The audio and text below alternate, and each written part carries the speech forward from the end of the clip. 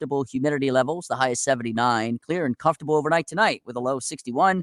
For tomorrow, it's another beautiful day. Lots of sunshine, comfortable, 83. Wednesday, Thursday, and Friday, all very comfortable days with a lot of sun. Highs in the mid-80s. This upcoming weekend looking good, too. Saturday and Sunday, mostly sunny both days. Highs in the mid-80s. Have a great day. This report is sponsored by Christian Heating, Cooling, and Plumbing. Christian Home Services is thrilled to announce that Morvent and Gold Star are now part of our family. Enjoy superior cooling, heating, and plumbing services under one trusted name. Visit ChristianHomeservices.com today to learn more.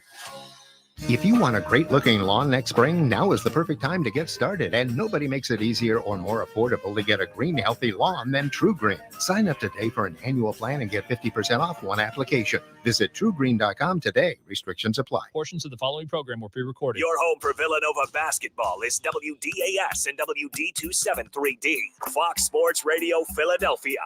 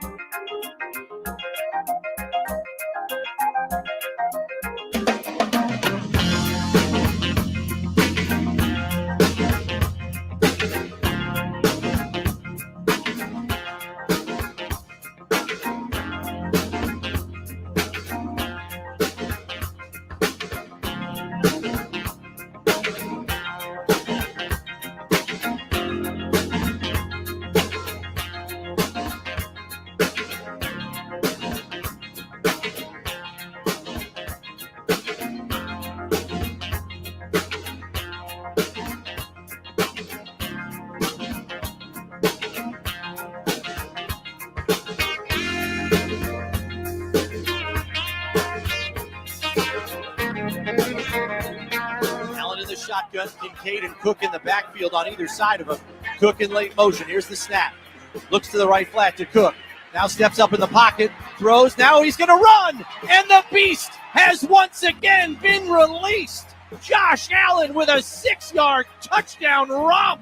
His second rushing touchdown of the day. 4 total touchdowns from the Bills QB. Can you say MVP? Oh, he's already throwing the 3 letters out there, week 1.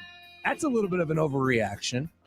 Now, there are some shows that like to do that on a Monday, but that's not what you're going to get here today. No, this is just a celebratory daily ticket because football is back. And a good afternoon, everybody. Sean Brace riding solo with you today. We got a jam-packed program coming your way. We'll talk some birds with Mark Henry Jr. coming up at 3:30, 4:30. Jerrold Colton with another year of our Philadelphia Eagles Players Show coming to you live from Chickies and Pete's in Marlton, New Jersey. Tonight we'll feature Britt and Covey after a great victory down in Brazil by the Philadelphia Eagles. We'll talk plenty about the birds, as I said, with Mark Henry Jr. as well. But if you're in the area tonight, stop on out. Chickies and Pete's in Marlton. And, oh, by the way, we'll be adding to that great show every single Monday with a brand new, spanking, wonderful announcement tomorrow. We'll give you the latest on what we're going to be doing out there to make that more of a destination than ever in our station's history. So really excited about some of the things that are happening behind the scenes. But of course, we open up with NFL back in our lives. And it was a great weekend. You know, all love and respect to the Phillies with only 20 games left in the regular season, 19, 20, whatever it is.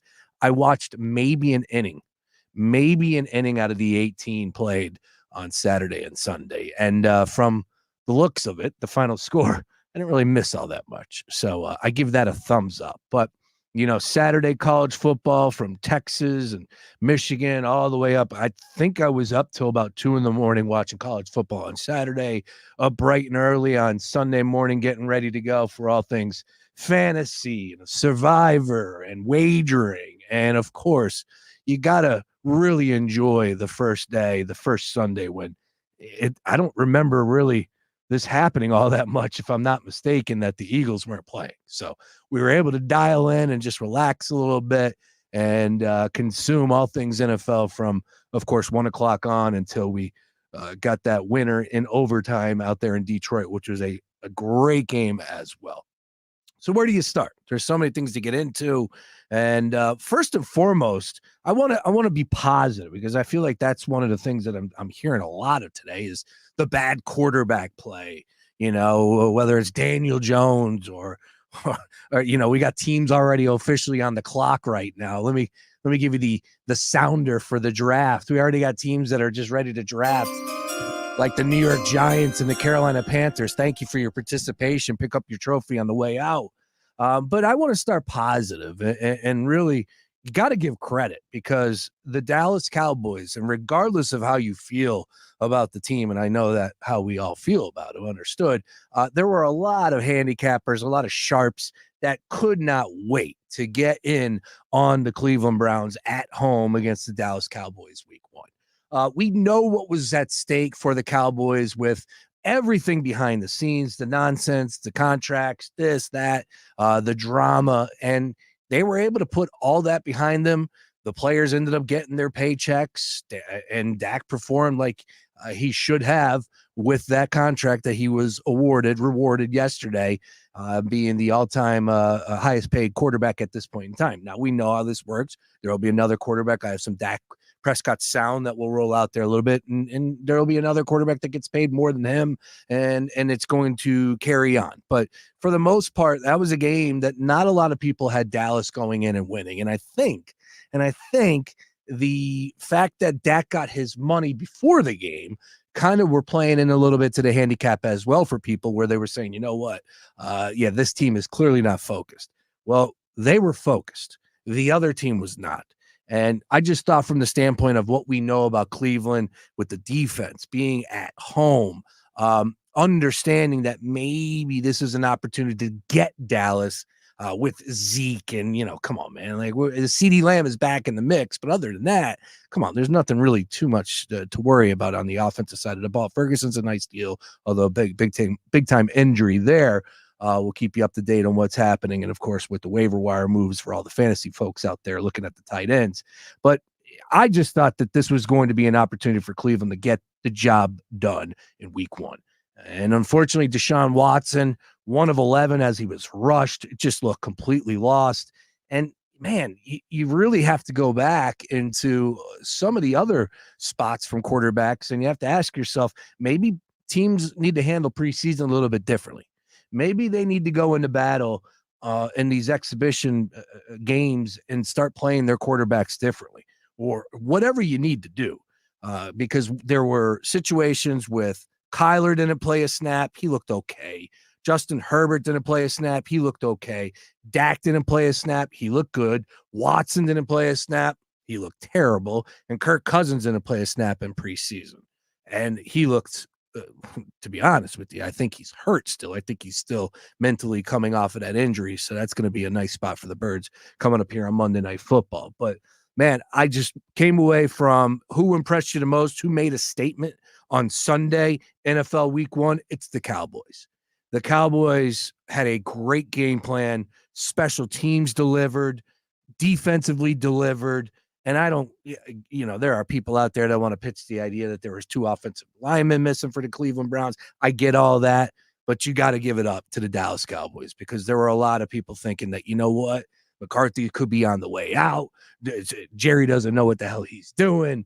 He's lost. And then all of a sudden, Dak gets his money, CD gets his money, and they come away with the big-time victory. And I think that was the most impressive performance yesterday for my money. On the flip side of that, again, from the good to the bad, and I just don't understand from the survivor angle how any of you would have taken the Cincinnati Bengals in week 1.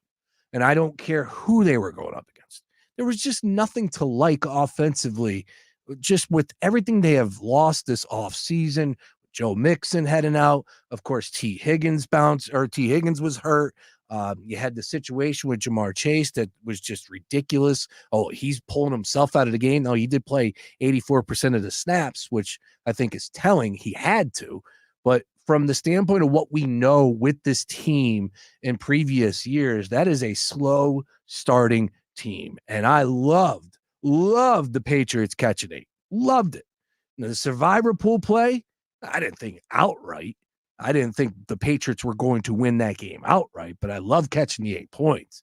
But Cincinnati, to lose the way they did, not all that surprising for my money, but for a lot of you, big-brained survivor pool players out there.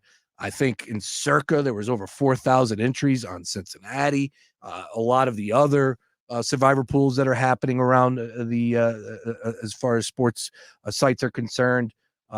I think they were definitely the number one play. If not, it would have been Seattle, which hand in the air, who I went with because of at home going up against a rookie quarterback, and it was a little dicey in that first half, but everything came to fruition at the end there with Bo Nix and the way that he played more on those rookie quarterbacks a little bit later. But the surprises, of course, Cincinnati losing in week 1 for a lot of you out there, yes. And then for me, like I said, I will chalk it up as a surprise because I didn't think they would lose outright, but I definitely did not think that they were going to cover the number with 8. The Patriots, it's a new regime right now. It is. It's a new blood. You know, they got a little bit of a belief going on in them. Mayo's doesn't seem to be that bad of a coach. And of course, they got a good quarterback in there with Brissett that's able to make some plays and, you know, has been around the league for a long time now, it feels like. So, I wasn't all that shocked, let's put it that way, but definitely surprised at the final result there. Again, NFL Week 1 back. Love to hear your thoughts out there. Get you involved with the conversation at Fox PHL Gambler, at Fox PHL Gambler. As far as who made the biggest statement for you on Sunday, of course, you had Thursday night game, and we didn't really talk too much about the Birds, but I feel like we're ready to put that one behind us. Saquon Barkley dominated. So Thursday and Friday games, put those to the side. Yesterday, NFL Week 1 Sunday, who made the biggest statement for you out there as far as whether they impressed you, a team, a player, whatever it may be? Get involved in the conversation once again at Fox PHL Gambler. A lot to like, again, from the quarterback perspective. Staying in the AFC, and especially with teams, expectations. You heard the intro there with Josh Allen. And man, the stat that I came across was really surprising because I did not think that, first of all, I thought he played a good game. I'm not going to sit here and deny that. But you look at what he was able to do with the 2 touchdown passes and 2 rushing touchdowns. No player in NFL history has more than Josh Allen, and that was only his 4th career game. Think about that. He's been playing this game for a long damn time. 2 rushing touchdowns, 2 touchdowns in the air. No player in NFL history has more games than Josh Allen, and that was his 4th yesterday. But there were some surprises as far as players not getting a lot of looks with Dalton Kincaid. As far as, fantasy, I know that there were a lot of people trying to pitch him being on some of the same playing fields, maybe not so much as Laporta, but underneath them, just underneath them. But bottom line is that was a very disappointing performance with just 1 reception on 2 targets for only 11 yards. Dawson Knox actually was a better option at the tight end position for you there as far as that is concerned. On the flip side, the Cardinals, Marvin Harrison Jr., the hell happened there? Now, we hyped his ass up. Did he even make the trip? He was nowhere to be found. 1 catch on 3 targets for just 4 yards. Understand that, yes, it's week 1, and we have been through this year after year after year after year after year. And what happens in week 1 is not necessarily how it's going to play out throughout the course of the rest of the season. However, when you're talking about this guy coming in, and there was nobody that said anything different than the fact that this guy would come into any team out there and be the number 1 option. Well, the number 1 option is not going to get 1 catch on 3 targets for just 4 yards. So you have to be concerned. You have to be concerned on what you saw from Marvin Harrison Jr. week 1, if you own him in fantasy. And of course, if you're a Cardinals fan, but I highly doubt that we're talking to anybody at this point in time. And I'm pulling for him. I was a huge Marvin Harrison Jr. fan. I thought he would deliver from week 1, but I watched that game And I'm scratching my head going, I don't think I've heard his name called yet. And to find out it really wasn't. Brian Thomas Jr. had a hell of a better game. And I don't think there are many people out there. Again, I know that there's some diehards as far as the draft is concerned. But when it comes to rookie receivers in the class, I don't remember Brian Thomas Jr. getting a lot of shine.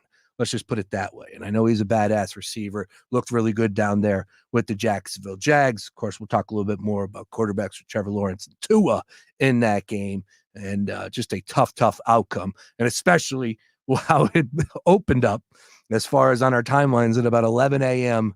this morning. But there was a ton to like in the NFL, a lot to get to. I got some big bet regrets that I want to get into as well.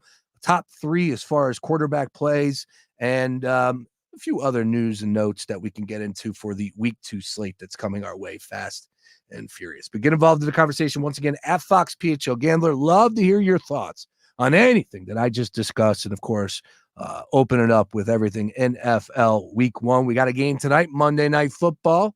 Come on, give me the jingle. Give me the jingle. Yeah.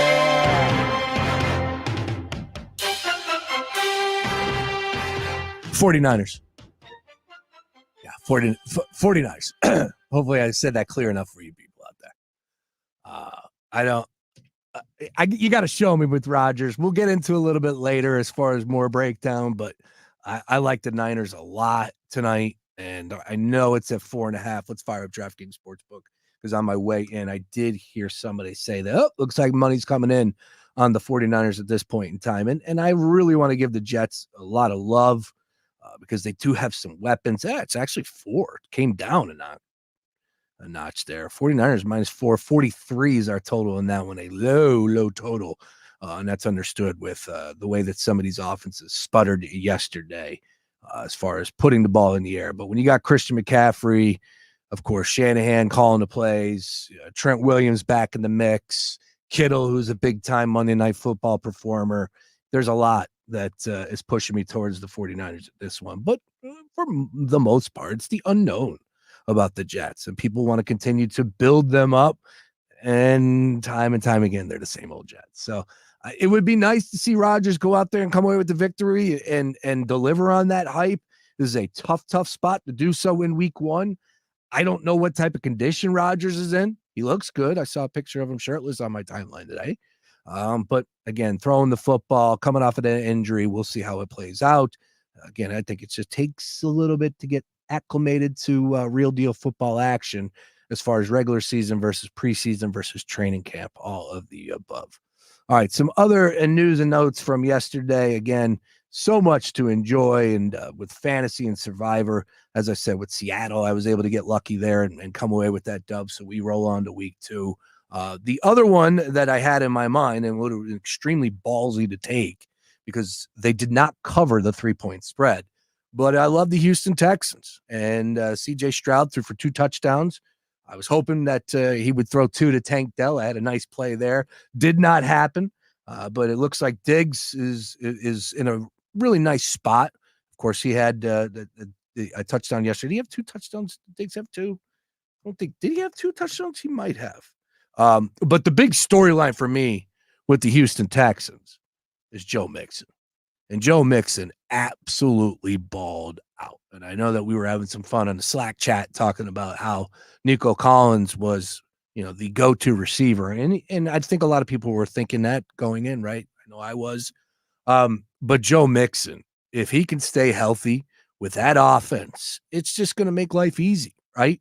You're just adding that type of run game to the mix. And he was an absolute stud yesterday. Fearless. Went for a big number, and of course had a touchdown as well on the ground. A great game. I'll tell you what, sign me up. Anthony Richardson is just unbelievable. He kind of reminds me a little bit of Steve McNair now, where he can throw the ball 90 yards in the air and then run you over at the same time. But if that's going to be that type of battle we're going to get from here on out between those 2 quarterbacks, sign me up right now. Like, let's go, because that game was awesome to sit back and just enjoy. Unfortunately came up just short. I was given a 3 on the road, and there were so many trends that were in favor of the Indianapolis Colts being the play, and it ended up coming back to haunt me. It did. But I thought the Houston Texans were going to eventually pull away. I thought that C.J. Stroud would have thrown for another touchdown or two. Was not the case. Matter of fact, he wasn't all that sharp either. He had some lucky moments. He threw a ball up to Nico in double coverage. Nico made a great play. He also had 2 interceptions that were one was ruled out of bounds, and I think the other one was just bobbled, if I'm not mistaken. So CJ wasn't exactly crisp as I expected for week 1 for him, but again, he is an legit weapon, and especially with all of those pieces now on the offensive side, there's a lot to like from the Houston Texans. But who caught your attention? Love to get it going here on the timeline at Fox PHL Gambler, at Fox PHL Gambler. I see John Jansen in the studio. John Jansen, who will be engineering coming up here tonight over at Chickies and Pete's for the Players Show with Britt and Covey, Jerrold Colton, and Dave Spadaro too. My bad. What's up, John? What's up? Week 1. Not bad. I went 3-1. I felt pretty good about it yesterday. What was your loss? My loss was the Rams, and I thought I had it to, but I think you said it in the group chat. Just bullied, absolutely bullied in overtime. But I had a chance on it. It's going to happen. But I got really lucky on the Cardinals one because they got not only a touchdown but then an extra point late in the game that helped kind of keep the 6. And then the Pittsburgh Steelers. How about Justin Fields. Ugh. Step on up. Ugh. The thing is, like, I could say that about almost every quarterback. I don't know if you felt that way, but everything I watched, nothing was good. That was really sloppy football. So there was one quarterback that threw for over 300 yards. There were 16 quarterbacks that did not reach over 200 yards yesterday. It was wild. And the wildest thing is they weren't even throwing the ball all that much. It felt like there was conservative game plans all over the place. The worst one being Doug Peterson. I think Trevor Lawrence threw like once in the 4th quarter. I'm surprised it took 2 minutes to get to Jacksonville. I'm surprised. I know. Well, but I think he's the best example of it, of just being so conservative and no reason why. There were a lot of coaches that did it. The Broncos game plan was horrible, maybe because it was a rookie quarterback, but a rookie quarterback that's also limited. It was not even throws past 5-10 yards. Yeah. It was all underneath stuff, like behind the line of scrimmage stuff. Yeah, that can work in Oregon for Bo Nix. Is that going to work in Denver against Seattle? No, that's not going to work. So yeah, there were just a lot of odd game plans, but it looked like a week 1. It really did, and that's understood. I think we've come, to see that over the last 2 to 3 seasons. I know doing a show here most of the time with you, I know that's exactly how it's played out. There hasn't been many week 1s where we're like, wow, we're off and running here. Yeah. And even the Eagles too. I mean, that's if anybody's concerned about sloppy play from the Eagles and this feels like last year. No, that's just week 1 now. Yeah. That's not anything Eagles related or last year related. It's week 1. Every single team looked bad. It is an interesting question after you get the opportunity to watch a full slate of games. How do you look back at Friday night's game with the Eagles? I know how I do. I just came away impressed. And just with the weapons, A.J. Brown, Saquon Barkley, Devontae, like there's so much to like. Of course, Jalen played poorly to start, but he found his groove a little bit. Defensively, I know there's just some huge question marks. I'll tell you right now, if they could get after the quarterback, I just don't see how Atlanta is going to have success next week. Atlanta did not want to move Kirk Cousins at all. I from what I saw and all the things that are coming out today, I don't think they ran like one play action. I think he is still a little bit definitely. Yeah. They had him in shotgun 90-something% of the time, which if you saw Kirk Cousins in Minnesota, that's not what he does. Yeah. Under center, play action, that's what Kirk Cousins really excels at, but they couldn't do it, I guess, because they just fear that he's not 100% yet. And if he's not, yeah, I think you're right. It now is get after the quarterback. It's now Bryce Huff has got to get involved. Josh Sweat has to get involved. Somebody, anywhere, just has to get involved in the pass rush. DraftKings now has that at 6.5. The Eagles are 6.5 point favorites. I believe they opened up at 5. Yesterday it was at 5.5. 6.5. 6.5. And I would imagine Eagles money continues to come in. I saw a few move. I saw Cleveland also move because they're facing Jacksonville. That moved from a 2-point spread to, I think, a 4. Yeah, we'll get into some line movement, all of that and more. Again, Deshaun Watson stinks, by the way. Yeah, Deshaun Watson's terrible. So bad. But I still believe that Stefanski is a decent coach, and you got to get something out of that offense. Terrible. It was really bad. Again, for the number one team that made a statement in your mind, who impressed you the most yesterday? I would say Buffalo did, and especially because all the things in the offseason, it felt like they're getting rid of guys like Stephon Diggs. How is Josh Allen going to be without his number one wide receiver? And even then moved on from Gabe Davis, who was another part of his wide receiver group. And really, Josh Allen looked fine, and the offense looked good, 34-28 against the Cardinals team that I thought played well. Cardinals were in that game, and Cardinals had a chance in that game. But for Buffalo to look that good still, that to me is still the best team in the AFC East. We'll see tonight what the Jets look like and what Aaron Rodgers does, but Josh Allen doesn't skip a beat losing Stephon Diggs. He's still Josh Allen. And then offense is largely the scheme, really, that fits well with him, and he's going to continue to excel in an offense like that. Yeah, look, he's still the best option running the football. He is a goal line absolute stud. Yep. And it's painful because I know that there were multiple drafts that there was one draft, our draft, where I chose to go a different route than Josh Allen. And then on my other final draft, I did not make that same mistake. I got Josh Allen. So, of course, looking back after week one, you got to say, wow, Josh Allen was an absolute great selection for anybody that did take him in fantasy above some of these other quarterbacks like Mahomes or whatever. But again, it's week one, so we can't get too crazy, but it was fun. And that's all that I really wanted to discuss. The funny thing is from yesterday, we'll move on from this. We'll get into the Eagles with Mark Henry Jr. From the fantasy perspective, the best lineup that you could have put together featured Baker Mayfield, Chris Godwin, and Mike Evans. All three. Like, that was crazy to me. I don't know if I've ever sat there and said, you know what? It's been a long time, but to take two wide receivers and the quarterback for one game. Yeah, I think that's how bad this week was, though. You can see that everybody was rusty, and the one team that just looked good was Baker Mayfield and Tampa Bay. And they're all leading in fantasy. DC's terrible, too. They are terrible. So that's why I do say this with like a bit of a grain of salt. But Baker Mayfield's been awesome with Tampa. Yeah. And what a great game, because you get the contract, everything that's happened in his career. Like, he's shown some flashes, but there's potential that last year could have been a fluke, and then this year, can you repeat that? Is that repeatable? You lose your offensive coordinator. Is what Baker was from last year able to find its way into this year? And so far, man, he looked great. He threw some great balls. Mike Evans and Chris Godwin are still very good. Even Rachaad White got involved in the passing game with some screen passes. That was awesome to see. Baker still looked great. And I think Tampa Bay, the NFC South, we're kind of looking at Atlanta, right, to win that division. And I still think Tampa Bay is absolutely in it. And to me, they still should. I don't know if they are the favorites because Atlanta got so much hype this offseason, but I think it should still actually just be Tampa. Most likely. Again, though, long way to go. And injuries already having a little bit of an effect on some teams, so we'll see what happens. But it's funny you bring that up. Let's bring it up here on DraftKings. To win the NFC South, not only are they not favored, you can get them at plus 240 to win the division. The Saints are plus 190. The Falcons are plus 145. The Saints are ahead of Tampa? Mm-hmm. For what reason? Well, I think that they were pretty impressive in that victory over the Panthers. Were they impressive, or was Carolina that bad? Because to me, Carolina, Bryce Young was bad. I think that you was can say the the same worst thing game about I think DC. Bryce Young has ever had. DC is not a good defense. DC's okay, but DC's not Carolina. Carolina's bad. Carolina's real bad. We'll see.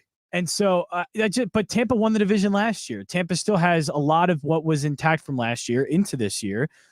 The Saints, great. They get a week one win against Carolina, but it's still Derek Carr. And what really offensive weapons does he have around him that are that good? But then you go even past that. The Falcons, look, Kirk Cousins doesn't look 100%. The Falcons are playing Kirk Cousins as if he's not 100%. So I have to think now, Atlanta doesn't have a 100% quarterback in Kirk Cousins coming back from a major Achilles injury.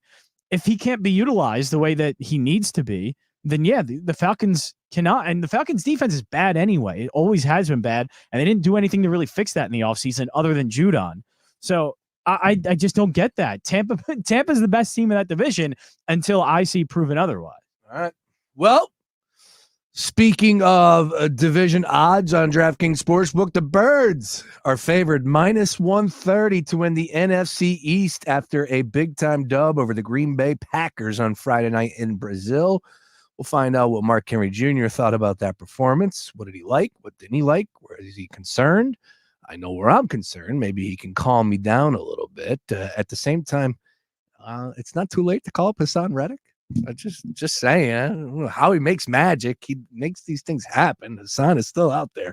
Why not? Why not? Because I know on the offensive side of the ball, this is a Super Bowl team. Defensively, we'll talk about that. So what did Mark Henry Jr. like from the game on Friday? All things Eagles on the other side. We will mix in, of course, some NFL conversation. Mark's dialed in fantasy, all that more. You got a question, you can jump on that early here. Get involved once again at Fox PHL Gambler.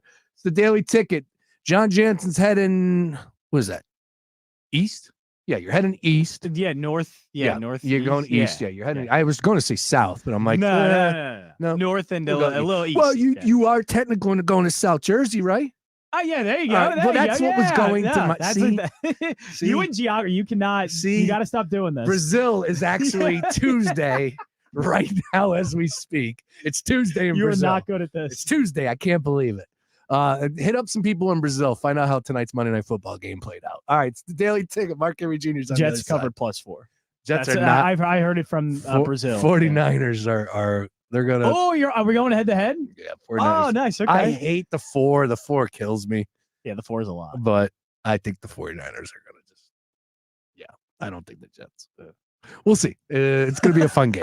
All right, Mark Henry Jr. on the other side. All things Eagles. Don't go anywhere more after this. Fox Sports Radio, The Gambler. Now, total traffic for Philadelphia.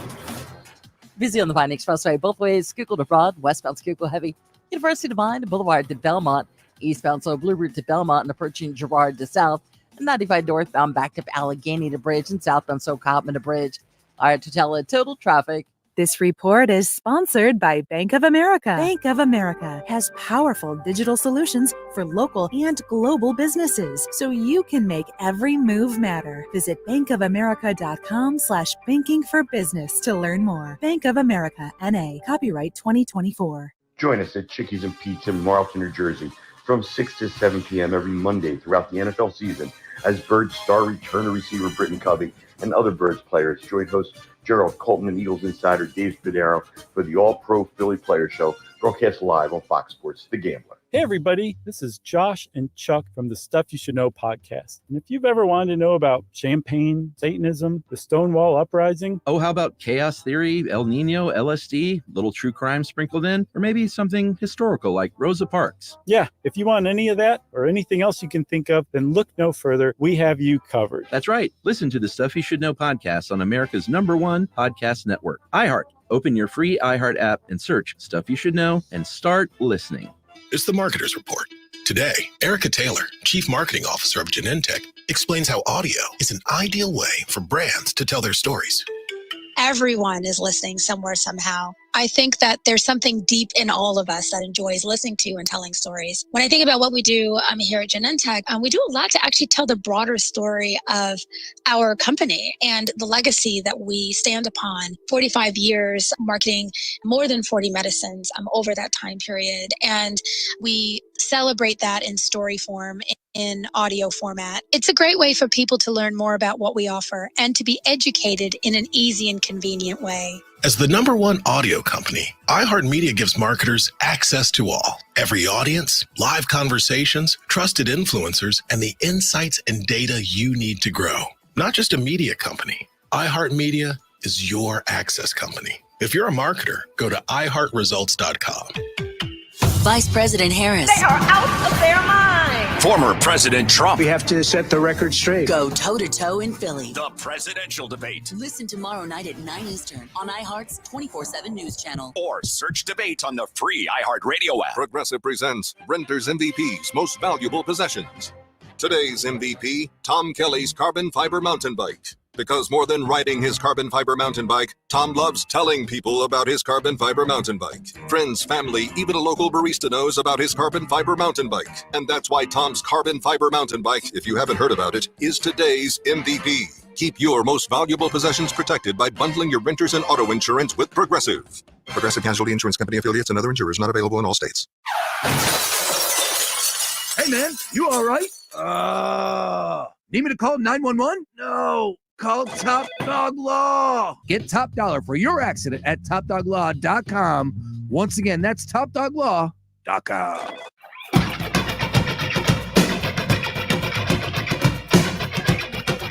Hurts back.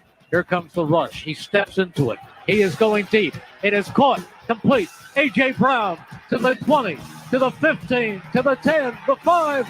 Touchdown! Oh. Hurts the Browns! 67 yards. Woo! You know, I had fun Friday night. I did. And I'm pretty sure it had a lot to do with the fact that they won the game. That's understandable. But NFL on a Friday night, why not? Who says no? I kid. We love the kids. It's all about high school football and Friday Night Lights. But that was fun. And, of course, shout out to our great friends over at McGillicuddy's for rolling out the red carpet once again. And it would not be possible without My Philly House. It's myphilly.house. Colin Good and Company, real estate agents to get the job done locally here in the Manayunk, Roxborough, Conshohocken, Mainline, and, of course, Center City area. Please check them out online. Once again, myphilly.house. All right, the Birds came away with a week 1 victory. So did the Dallas Cowboys. Giants, and of course, DC. Yeah, they're in trouble this season as well. Both of those teams are on the clock. I think one has a better outlook than the other, but so much to discuss from NFL Week 1. But we're going to talk a lot of Eagles here with our next guest. It's the Eagle Eye himself, the one and only Mr. Mark Henry Jr. You can hear him every Saturday, a great spot for him, 11 to 1 on the Tough Cover radio show and featured weekly right here on the Daily Ticket, talking all things Eagles. Mark, good afternoon. How we doing today, man? I mean, I know it's been a couple days. It's not a normal victory Monday for the Eagles. They won on Friday, but how could you not be feeling good? It's not like any of my football teams that I root for lost as a 28.5-point underdog or a favorite this weekend. So, yeah, I'm feeling great. Crank up the band. Dun, dun, dun, dun. That'd be really embarrassing if you rooted for a team that was a 28.5-point under or favorite to a MAC team and lost as a top 5 team. But I'm not here to talk about that. No, yeah. That's a good call by you, sir. That's a good call by you. Let's not even go down that path. We'll save college football when you and Tansy and Beef will be breaking that down, I believe, tomorrow, you guys. And a hell of a great debut episode by you guys. A lot of people checking in. So I'm really excited about what you guys have carved out. And I'll definitely be watching that one to hear your take on all things Irish. All right, let's move on over to the other green team, the team that actually won. Let's talk about the Eagles, and let's just keep it open-ended. I want to hear your thoughts from the good first. What did you like the most? I'm going to take Saquon Barkley out of the equation, but of course, that was incredible. What a debut performance in an Eagles uniform, of course, with everything that he was able to do, 3 touchdowns. But what else did you like after having an opportunity to go back, check out the game, see what people are saying as far as the Eagles over the Green Bay Packers on Friday? It's a lot of the pieces on defense that did step up into roles, and Quinyon Mitchell looked like an absolute dog in his first game as a pro, and that's exactly everything you'd want to see from a cornerback that you invested a first-round pick in and are relying on in year 1. You saw from Quinyon in that game, from aggression to not being too aggressive. It also seemed like he is able to be physical without getting flagged, which is something that I also had in my scouting report for him back in college. Maybe that's a technique thing. He's able to just do it in a way that the rest aren't going to call it. Quinyon was probably my biggest takeaway from the entire game. I think he's going to be an absolute stud all year long and work into being, a top-line cornerback in the NFL. Zach Bond, obviously 2 sacks, had a huge game and definitely maybe lifted my opinion most from where we were pregame to now. Now you're kind of relying on him to be a part of the defense. Well, do I think he gets, 15 tackles and 2 sacks every game? Probably not, but I think he has stepped up into a role. I want to throw out Reed Blankenship because John Jansen came on my show on Saturday kind of blowing about Blankenship, and I went back and kind of watched some stuff, and he definitely was all around the ball and obviously had the big play with the turnover, but he's a guy who I've maybe been a little lower on than consensus over the last couple of years. I think he's a serviceable player, but in that game, he looked like a standout guy. And I know Nakobe Dean had the missed pick six, but he's another guy that I thought was really good in the run game. At least I know Shane Haas was breaking it down on his Twitter and clipping out all the kind of nice plays he had in the run game, tackling and kind of getting up to the ball there. So I like what I saw from the Kobe there, maybe not as much in coverage, but I think it's the positive is that I think you did see some of what Vic Fangio hopes to do to this defense kind of come through. We'll get back over to the defense. Mark Henry Jr. joining us, talking all things Eagles over the victory on Friday, as far as the Eagles over the Packers 34-29. Kellen Moore, of course, we talked about, hey, this is going to be a huge piece to the puzzle here as far as offensively. And of course, he's the play caller. Why not? But what does he bring to the table differently? That's where I was wondering. And we heard about, the pre-snap motion, and I get it. And I'm a fan of it. And who isn't? It makes perfect sense. And it was non-existent with this Eagles offense in years past. I have no idea why. But of course, Kellen Moore, that was the biggest thing that was talked about leading into game one. This is going to be the drastic difference that you're going to see. What else did you learn, albeit only 60 minutes as far as played so far? But what was your takeaway from Kellen Moore, the play caller, in his first game with the Eagles in week one?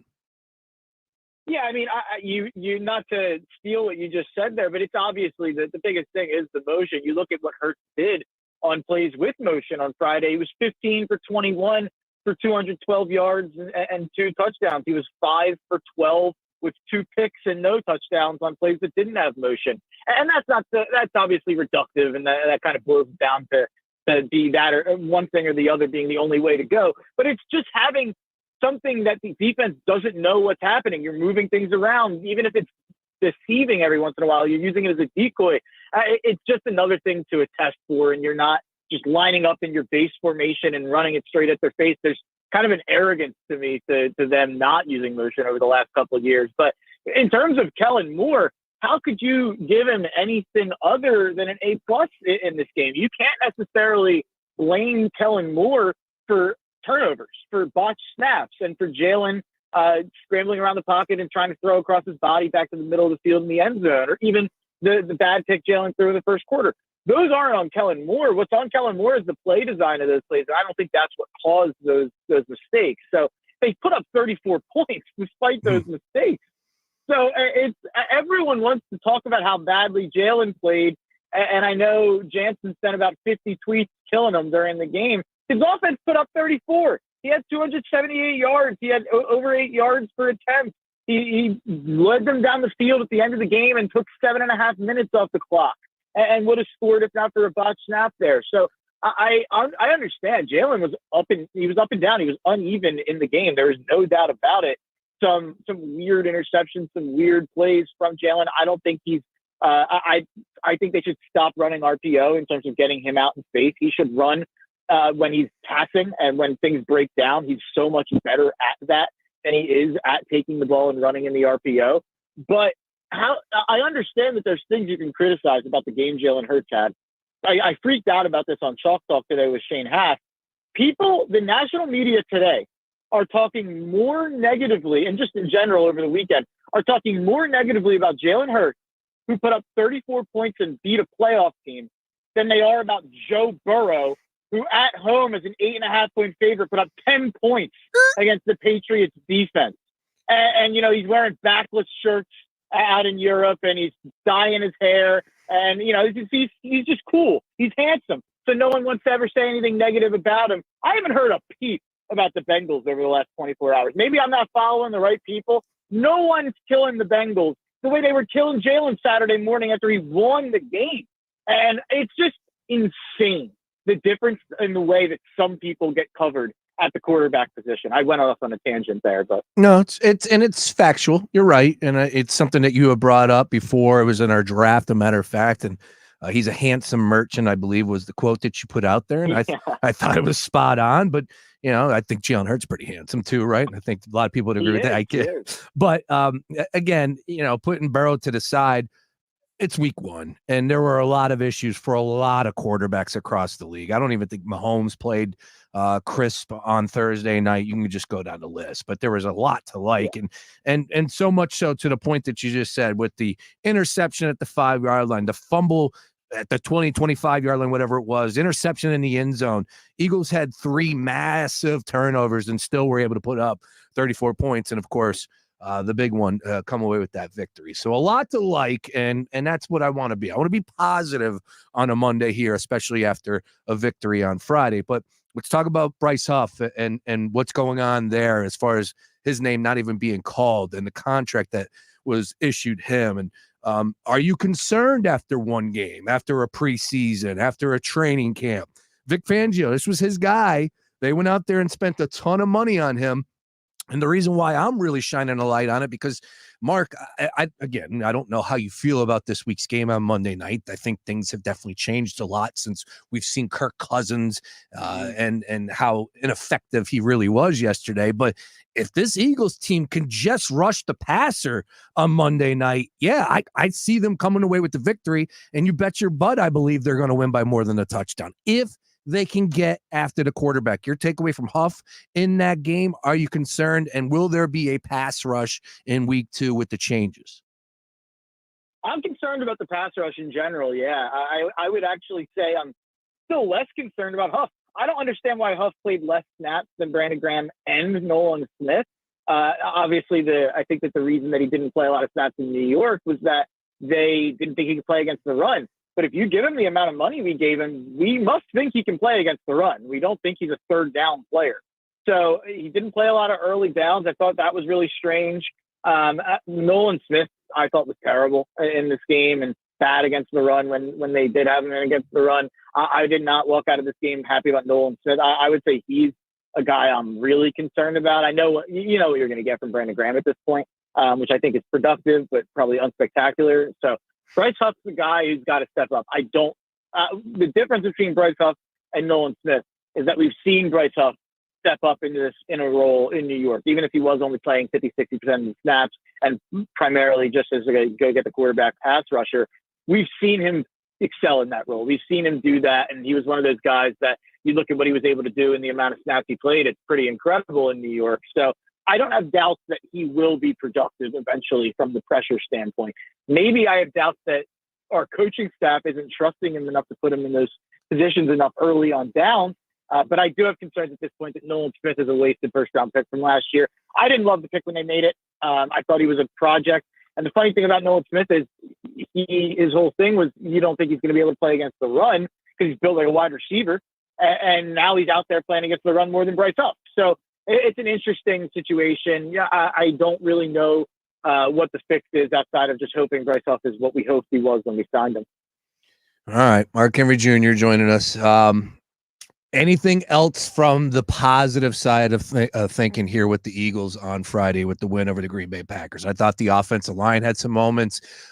Baldy's breakdowns, of course. I love when he talks dirty and you see Becton throwing people. And, of course, Juergens had himself a pretty good game opening up holes there. Anything else you would like to shine the light on as far as a positive side with the Eagles win on Friday?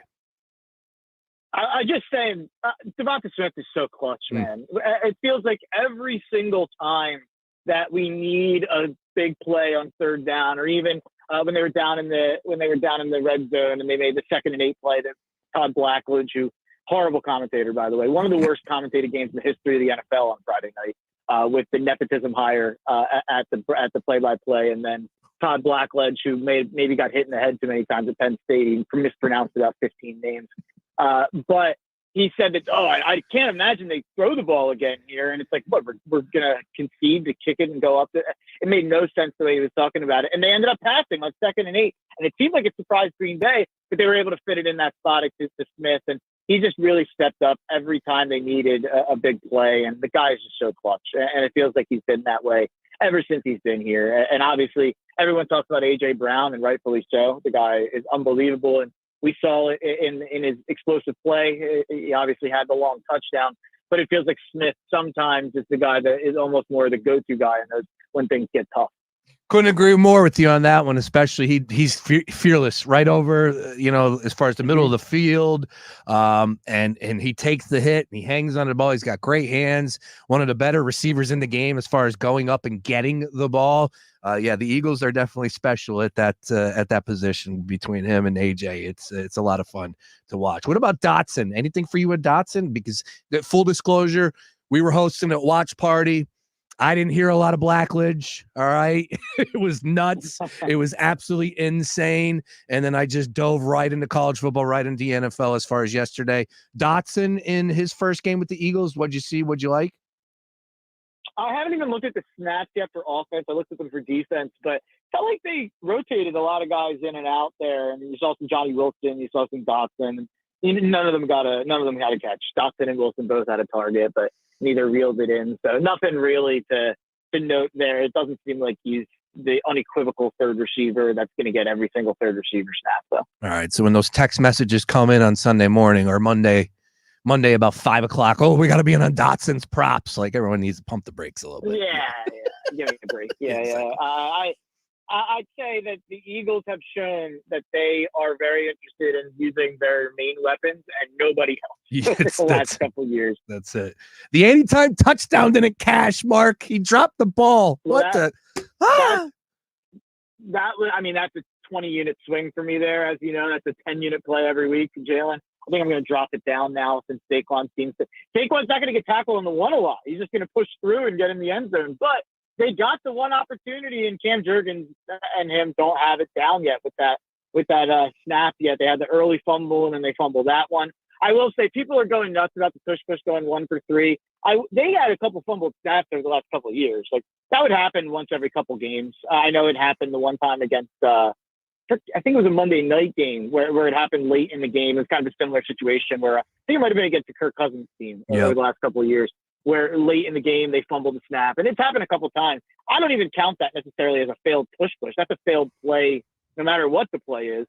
And then the other one, the one that they didn't get the call on 3rd and 1, that looked like the worst spot ever to me. I don't understand how he didn't get it. It looked like the same play that we've seen for 3 years. So I think that was a first down. I think it was a bad spot because it's a billion-dollar industry and we're just eyeballing it from 30 yards away still. But what I will say is the next play, they got up to the line and they got an offsides on it. They got the other team to jump on it. And it was a tush-push formation. So I almost count that as a success more than I'd count the box snap as a failure. So I think the tush-push is just fine. People are like, oh, are they even going to run it next week? I think Nick Sirianni's dead body, will they stop running that play? I totally agree with you on that one, and especially with getting the jump that goes hand in hand. That's all part of it because that defense knows it's coming, and it's the ultimate, man on man. Like this is what it's all about. High school football. Like let's go pad to pad and let's see who's tougher at the line of scrimmage. And the Eagles have been dominating that now for the past 2 seasons. But of course, week 1, it's an area that they got to improve on, and I'm sure that they will continue to do so. All right, Mark Henry Jr., let's talk a little big picture as far as the NFL week 1 from yesterday. And you and I were sharing some tweets on the exchange on the Twitter app, and I'd said that, look, I'm not trying to make a big case. It's week 1, right? I'm not saying the Dallas Cowboys are winning the division. They're going to have success in the playoffs. No, I'm not saying any of that, but I just thought that there was too much drama. There was a lot of handicappers, a lot of good handicappers, a lot of people that I follow that love the Browns. And I just expected that Dallas was going to come up short. But, man, they delivered. They had a great game plan. They were able to take Garrett out of the equation on the defensive side of the ball. I thought the Browns defense was playing back on their heels. I thought Zeke looked pretty young. I don't think that that's going to be something that you can count on. But I came away impressed. I was definitely impressed. That was my number 1 team that impressed me the most yesterday. I know that you don't agree with me, and you can get into that, why you don't. But I'd love to hear who did impress you. If I asked you to give me one performance, a team or a player from NFL Sunday that impressed you, where are you at? It's fine. So it's funny because it's hypocritical of me to say the team I'm going to say based on my opinions on the Cowboys-Browns game. But for me, it's the Saints, actually. I would look at the Saints as the team that kind of, I guess, changed my opinion of them more. I guess I bet the Saints pretty heavily in that game. That was one of my favorite plays yesterday, nice. -3.5. Plenty of people, you said smart people were on Cleveland. A lot of smart people were on Carolina. And I tweeted it out, and I was like, some of you woke up, and maybe this was what's doomed my 4 o'clock slate and my Sunday night slate, which went horribly. But after the 1 o'clock slate, I tweeted, some of you woke up and chose in your own volition to bet on the Carolina Panthers and Daniel Jones. So, I can't believe people did that. But having said that, it's not like the Saints just handled Carolina and beat them 17-0. That they dominated from the first drive to the last drive. And I've kind of been on this all off season where I'm saying, none of us like the Saints. It's not sexy. It's so boring. Derek Carr, yuck. Dennis Allen's got like the worst head coach record of any head coach of all time. And I get it. It feels like they've been this 8-9-ish win team for years. You go look at the roster, and they are pretty loaded on defense. Up front, it's a little older, but in the secondary, they arguably have one of the best secondaries in football. They've got a bunch of linebackers. They brought in some help up front. They drafted a couple offensive linemen to help on the other side of the ball. If you go through each position group for the Saints outside of the skill positions, and Kamara is great, so taking Kamara out of it, but outside of receiver and quarterback, they're above average at every other position on the field. And something I've kind of been harping on as we get closer is I don't think we're high enough on the Saints. And I'm going to be betting them again. So we're going to go head to head here, I guess, to see which one was more real. But I think the Saints +7 in Dallas next week is a steal. I love what I saw from Derek Carr. And if you look at down the stretch, his numbers were sneaky a lot better the last couple games last year. And if you went blind resume, went player A, player B, and you looked at Baker Mayfield's season last year and Derek Carr's season last year, you wouldn't be able to know the difference. So I think a lot of it is just narrative and how we talk about certain players. And they went 9-8. So if they would have went 10-7, would that have totally changed the season? Probably not. But I think that's how we talk about things sometimes because they missed the playoffs. I think the Saints are a team that I'm penciling in to make the playoffs now, where they were my 7th, 8th team, maybe that last wild card going in. I think there's a chance, especially with how Atlanta looked, that they could run away with that division. Run away, even after what Tampa looked like yesterday. Yeah, I Tampa did look really good, and I think I might have been, because I liked Washington in that game, and I was dead wrong. I think that totally was a bad read by me. Tampa has so much continuity. Oh yeah. They basically they brought back like the same team, whereas Washington, rookie QB, new head coach, new defensive scheme. I think that might have been. We get a couple wonky week run results all year. I think at the end of the year, we'll be surprised to look back and know that Tampa won that game 37-20. I think Dan Quinn did a bad job also in that game. They cut it to 23-14, it was 23-13. They scored, and they could have went for 2 and cut it down to 8 points at the end of the third quarter, and they kicked an extra point to go down 9. What are you doing, Dan Quinn? Yeah. Did you fall asleep on that one? Like they had a couple of really weird moments, and I thought the defense that Dan Quinn was supposed to implement looked really out of sync there. And you could say all the same things about Carolina. I do think New Orleans looked better than Tampa did, but obviously that's a hard conversation to have. I'm taking New Orleans more seriously down the stretch, looking at the rosters, even knowing what Tampa did last year. They did lose a good bit in the secondary. I think that'll hurt them down the stretch. In that game, it didn't, though. Washington only had 7 catches for 55 yards to their receivers. Really, really weird game. Yeah, I'm concerned about Terry McLaurin and my selection there. But Jaden Daniels, he delivered for a lot of people, had 2 touchdowns on the ground. And that's what you're banking on as far as if he is your starting fantasy quarterback, of course, DFS, all that and more. We had a lot to talk about, but we're up against it here, Mark. So just get you out on this one. Anything for you tonight on Monday Night Football? Jets, Niners, 4-point spread. San Francisco at home on DraftKings Sportsbook. Total at 43. Ugly offenses across the board yesterday in week 1, in totality. Anything for you on the total? Anything for you on the spread for tonight's Monday Night Football game? The only bet I have tonight is the Jets. I like the Jets. I got them at 4.5. But why? I'd be lying. Why do I like them? Yeah. Because I think San Fran has had so much going on. Ayuk just getting back, Trent Williams just getting back, Purdy, really rough training camp, a couple new offensive linemen, a couple pieces gone on defense. And I could be off here. That was my take. This is actually one of my favorite plays of the week going into the week. I'd be lying if I said after watching Kirk Cousins look like he wasn't confident planting his leg to throw, that I'm not double guessing this bet that I already locked in last Friday. So I'd be lying if I said that there wasn't some nervousness about Aaron Rodgers and what he'll look like coming off the Achilles. But if Aaron Rodgers just plays average, this has been my whole thing with the Jets all offseason. If Aaron Rodgers is just average, they're a Super Bowl contender. That defense is loaded. Garrett Wilson, Breece Hall, loaded. Mike Williams, I'm actually a guy who I like a lot more than consensus. So I think that team is so loaded outside of Rodgers. I don't need Rodgers to be Aaron Rodgers. Just be like Derek Carr. Just be average. Don't be Zach Wilson.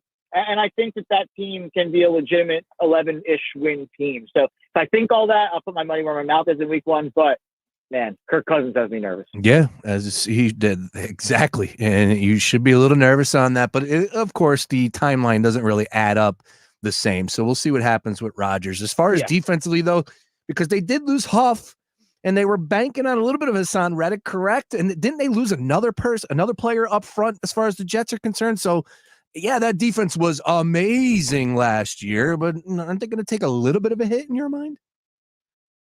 They could take a little bit of a hit. I would say that guys like Quinnen Williams and Sauce Gardner and DJ Reed and Michael Carter were like legit great players on that defense. I think they're all like super young. I think they're all only getting better. Maybe I don't even know if you can get better if you're Sauce, but the other guys I think are only getting better. And they do have a couple of young guys like Will McDonald, edge rusher that he drafted in the first round last year. I wasn't very high on him for full disclosure, but he was a first round pick who they're going to rely on kind of in the same way we're relying on Nolan Smith to step up into a role. So I think that they've got to have a couple guys step up for sure. Another guy I didn't mention, Quincy Williams, a linebacker stud. They just have so many guys, like probably 6 guys who could compete to make an all-pro team. So I think the Jets are loaded, and even without Hassan Reddick and without Bryce Huff, they could take a bit of a hit though. Give me a touchdown score. I don't have any really tonight. I would go with I'm trying to think. I'm going Mike Williams. What's Mike Williams at? That's what I would. When he plays, he's generally a very, very good receiver. I don't know. I don't have the number up in front of me. Mm-hmm. Plus 280 anytime score. Plus 280 on DraftKings Sportsbook. Yeah, why not? I'm down to clown with that. Plus 280. Mike Williams. He's a big target in the red zone. I could see Aaron Rodgers throwing a fade to him. Mark Henry Jr. _ on socials. Mandatory follow if not already. Of course, catch him every Saturday right here on the Gambler Tough Cover Radio Show, 11 to 1. He breaks it down all week long. Film, you name it. Podcast, he delivers. And of course, he'll be back on here a little bit later this week as we'll be diving a little bit deeper into the Falcons Monday Night Football game against the Eagles here in Philly. Mark, enjoy the game. Safe travels. Where are you at? Memphis? Where are you at still? Yeah, I'm outside of Memphis. I'm in Mississippi right now. Yeehaw! The hell, Mark Henry Jr. in Mississippi. That is a combination right there. Stick out like a sore thumb or maybe something in church. Hey, man, good luck to the Irish this week. I think I'm opting out. Like how we had guys opt out of bowl games.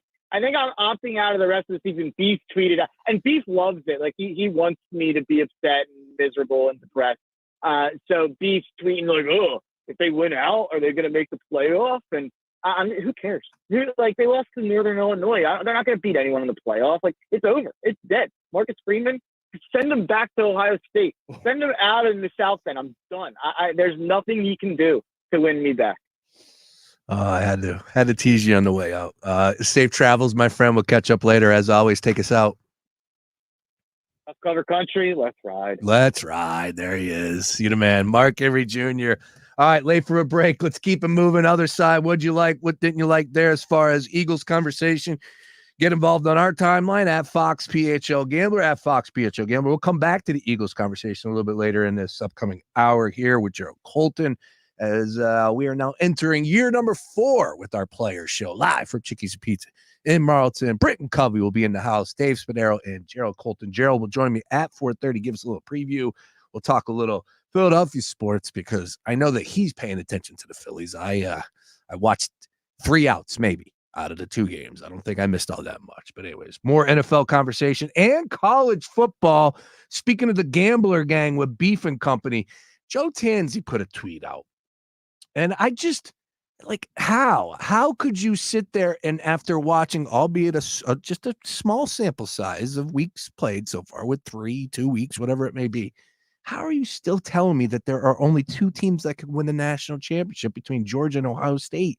I got two teams that absolutely need to be discussed in that conversation as far as national championship bid, albeit September 9th. I get it, but I'm not the one saying that it's a two-horse race either. I'll give you those teams on the other side, some college football, but more NFL as well. Football is back. More Daily Ticket after this. Spreads, totals, and all the prop bets in between. It's the game. Hello, I'm Will Jimeno. I'm a retired Port Authority police detective and a 9/11 survivor. For 13 hours, I was buried under the rubble of the World Trade Center. I was rescued thanks to brave people who were willing to put their own lives on the line to save mine. For 9/11 this year, a National Day of Service, I'll be paying it forward by taking time to help others. Please join me by doing your own good deed that day. Visit 911day.org to learn more. Get ready, football fans. Good Morning Football Overtime is football's newest show breaking down all things NFL.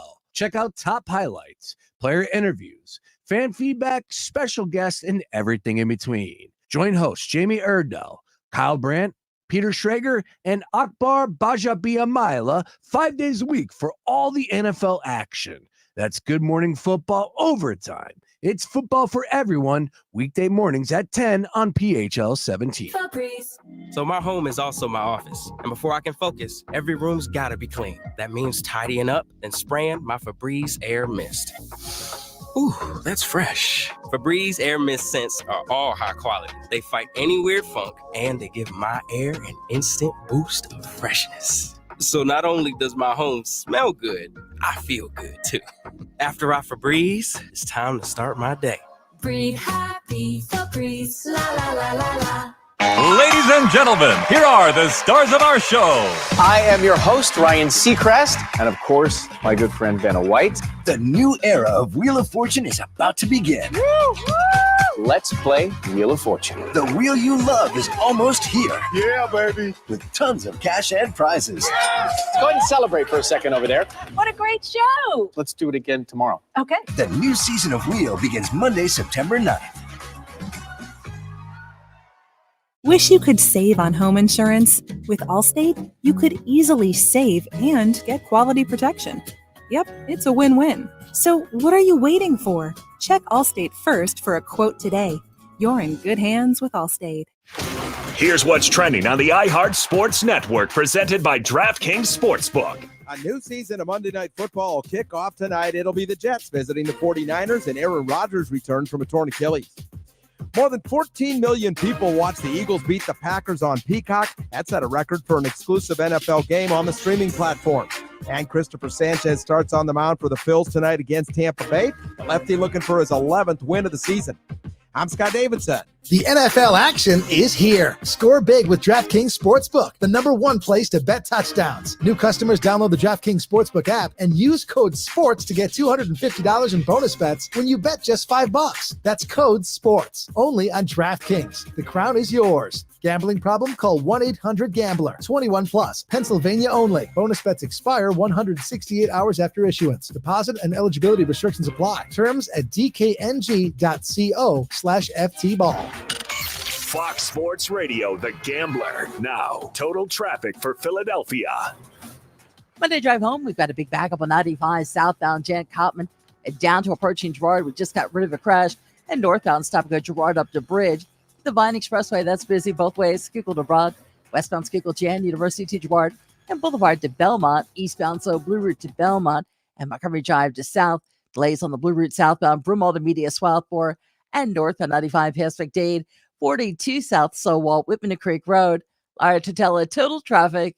This report is sponsored by Taco Bell. Taco Bell is introducing the new Cantina Chicken Menu with new Cantina Chicken Burrito, Quesadilla, Bowl, and Tacos, featuring their new slow roasted chicken. Try the new Cantina Chicken Menu today at participating U.S. Taco Bell locations while supplies last. Contact store for participation, which varies. Stay tuned to Fox PHL The Gambler for the latest CEOs you should know. Greg Karen, I'm the president and CEO of the Philadelphia Convention and Visitors Bureau. Comcast Business, powering possibilities. Join us at Chickies and Pete's in Marlton, New Jersey from 6 to 7 p.m. every Monday throughout the NFL season as Birds star returner receiver Britton Covey and other Birds players join host Jerrold Colton and Eagles insider Dave Spadaro for the All-Pro Philly Player Show, broadcast live on Fox Sports The Gambler. Progressive presents Renter's MVP's Most Valuable Possessions. Today's MVP, Tom Kelly's carbon fiber mountain bike. Because more than riding his carbon fiber mountain bike, Tom loves telling people about his carbon fiber mountain bike. Friends, family, even a local barista knows about his carbon fiber mountain bike. And that's why Tom's carbon fiber mountain bike, if you haven't heard about it, is today's MVP. Keep your most valuable possessions protected by bundling your renters and auto insurance with Progressive. Progressive Casualty Insurance Company affiliates and other insurers not available in all states. O'Reilly. Don't miss out on summer brake deals at O'Reilly Auto Parts. Right now, get 15% off a set of Brake Best Select, Select Pro, or Import Direct brake pads and 2 rotors. Restore quality braking and improve stopping performance with parts and advice from the professional parts people. Save money now when you visit O'Reilly Auto Parts or O'ReillyAuto.com. O'Reilly Auto Parts. Did you know you can get your prescriptions for less at your local pharmacy? You can with GoodRx. It's the free app that can save you money on your medications. Just search for your prescription, choose the pharmacy and the price that works best for you, and then show your GoodRx coupon to your pharmacist at the drop-off counter. GoodRx works at over 70,000 pharmacies, including Walmart, Rite Aid, and Walgreens, and it works whether you have insurance or not. It's easy to save. Next time you drop off your prescription, check GoodRx. To start saving today, go to GoodRx.com. GoodRx is not insurance. Your home for Villanova basketball is WDAS and WD273D, Fox Sports Radio Philadelphia.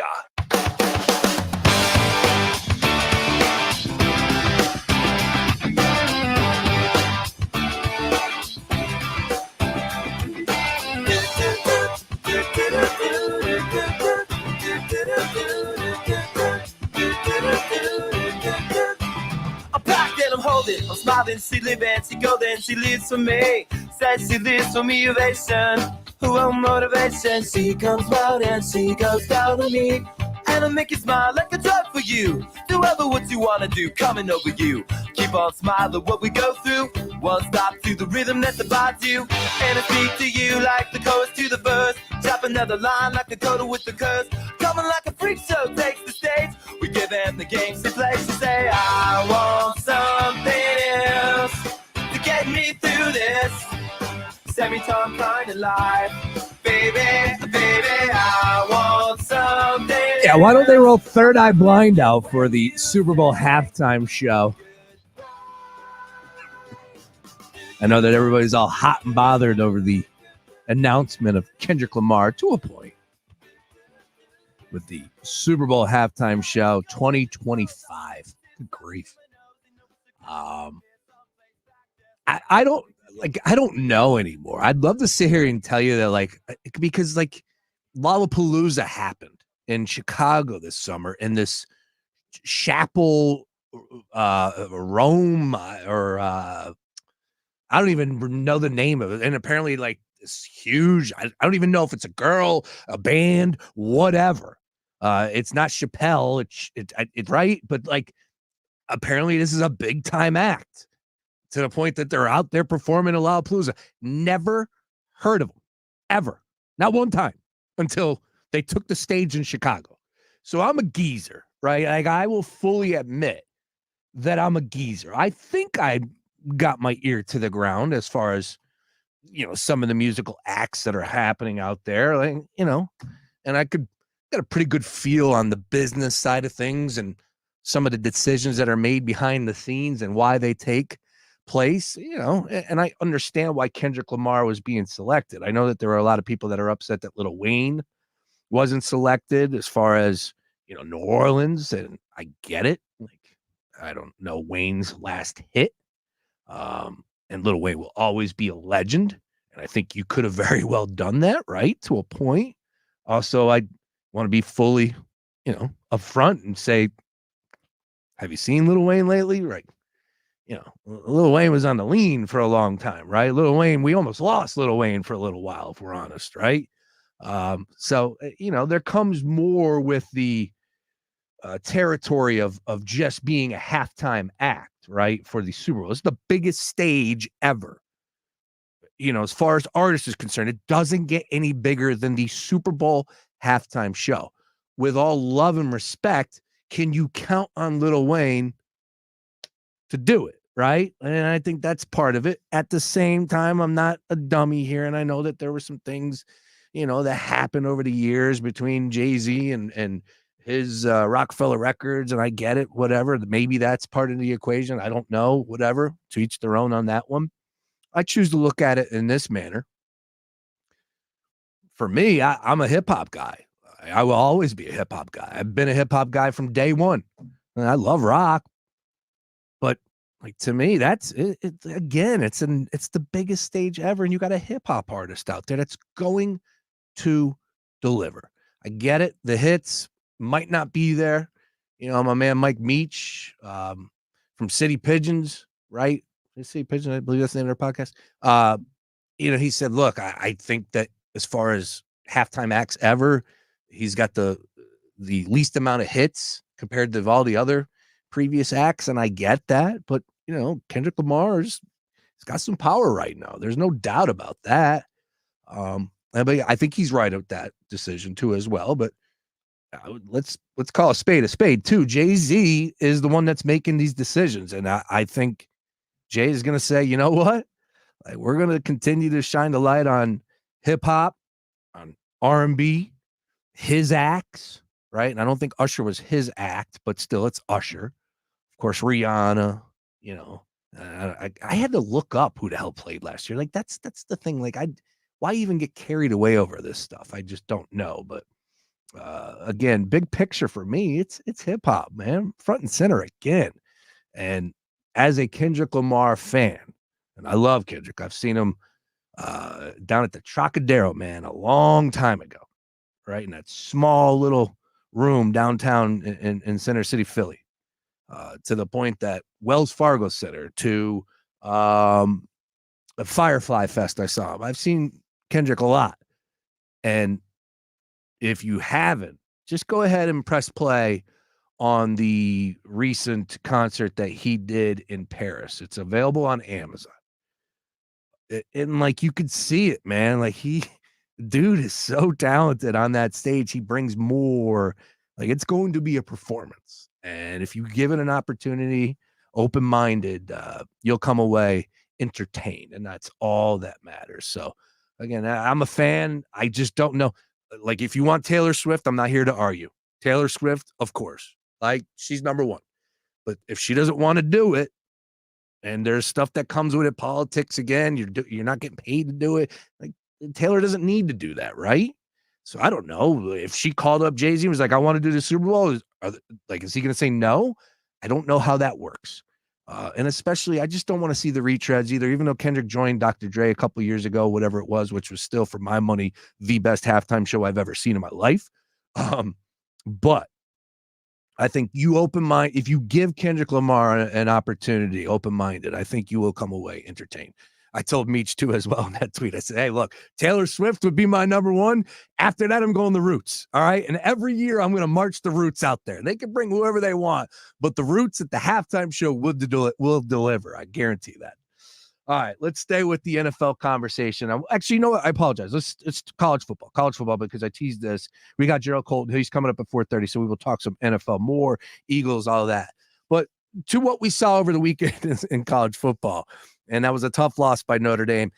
And I said this last week, and I said this like leading into the season, because we're doing the shows. We did the summer ball, the podcast. Like, we got together twice a week, and we were, trying to read the tea leaves on how this season was going to play out. And, then it came to like the final week, and we had a little bit of a butting of the head to a point, nothing too crazy, but like, I'm not a prediction guy. Like, I don't want to sit here and talk about a result that's going to possibly happen in December, November. Like, that just does not interest me. And for whatever it is, for you freaks in college that are college fans, whether it's basketball or college football, you guys just love these predictions and the playoffs and like who's going to win the conference. And I know that's all fun, but like, I don't know that anybody cares about your predictions on September 9th about how you think this 12-team playoff is going to look. And last week, heading into last week, so many people were trying to tell me that Notre Dame had such an advantage. And I get it because of their independent, spot as far as, when you look at how it's going to play out, filling up the 12-team playoff. Yeah, it made perfect sense that Notre Dame, if they're able to do and run the table with maybe one loss, yeah, they're going to find themselves into a playoff spot. And that's fine. But then the people telling me, they're going to be a 4th seed and they got an advantage and this. It's like, you guys just wasted so much time there. And then I see, Brett McMurphy, Free Action Network, he's rolling out his 12-team play. Like, stop. You guys don't know how this is going to play out. Why waste our time? This is the 12-team matchup. This is who I got in the first game. It's ridiculous. Like, let these games play out, man, because I'll tell you what. Heading into this season, there was an option on DraftKings Sportsbook that you could have taken Georgia, Ohio State, and Oregon versus the field. Now, I'm not here to tell you that the field is going to win, but you bet your ass there are some teams that should be in that conversation with Georgia and Ohio State. And Oregon, I don't know if you've watched these games, now 2 games into the season, but I'm not all that impressed. I think they got a good offense. That defense is suspect. Boise State was physical with them on Saturday and should have won that game outright, except Oregon returned a kickoff to the house. And if that didn't happen, if Boise State was able to actually cover a kickoff, I'm pretty sure that they go into Oregon and upset them. So I'm ready to put Oregon out of the conversation to win the national championship this year. I don't think they win the Big Ten. I don't think that they sniff the national championship. As a matter of fact, I think that they could lose this weekend against Oregon State. How about that? Georgia, I'm not here to deny Georgia's credentials. Come on. Ohio State, phenomenal. Get it, right? How are you not putting Texas in the conversation? How are you not sitting here right now with what we saw last year and what that Sarkisian is building? Quinn Ewers, who is a phenomenal quarterback right now and could very well win the Heisman. How are you not, after going into Michigan and steamrolling the reigning national champions in their house, in their building at a noon kickoff, how are you not telling me the Hook'em Horns don't have an opportunity to win the national championship this year? That is misguided as you know what, if you're telling me that Texas is not on the same level as Georgia or Ohio State. Also, Tennessee is for damn real. Nico, woo-wee. You'd like to have that Heisman Trophy ticket in your portfolio, right? I think we got him 15-1. It was as high as 18-1 before the season kicked off. Nico's the real deal. And that offense, nasty. Defensively, though, they impressed me on Saturday against NC State in Charlotte. So I'm not going to sit here and say that Tennessee is, win the national champion, but I think for sure that if they get an opportunity to go up against one of these teams in the playoffs, if you guys want to predict, I think that they can upset anybody that they go up against. Any team. You got to show me. Again, we got a long way to go. Could Georgia win it all? Of course. Georgia was the best team last year, right? Carson Beck is so smooth and relaxed back there. They did take a little bit of a hit, losing some offensive players, but Kirby's a hell of a coach, hell of a recruiter, transfer portal, all that. Everyone wants to play with them dogs. We get it. But how are you sitting here telling me that it's a 2-horse race at this point in time? And we can go down the list. Miami. They didn't play anybody this weekend, but they threw 56 points up. Man, Miami looked pretty good so far. I just think when you open it up, we might see an upset or two in the college football playoffs. Again, I don't know what these spreads are. I don't know where these games are being played. I don't know the matchups, and neither do you. So don't waste our time. But right now, early in this season, yeah, there's some teams out there that can run with the big dogs at top. Texas, that was a great performance on the road against Michigan. And 7-point spread, it wasn't even a sweat.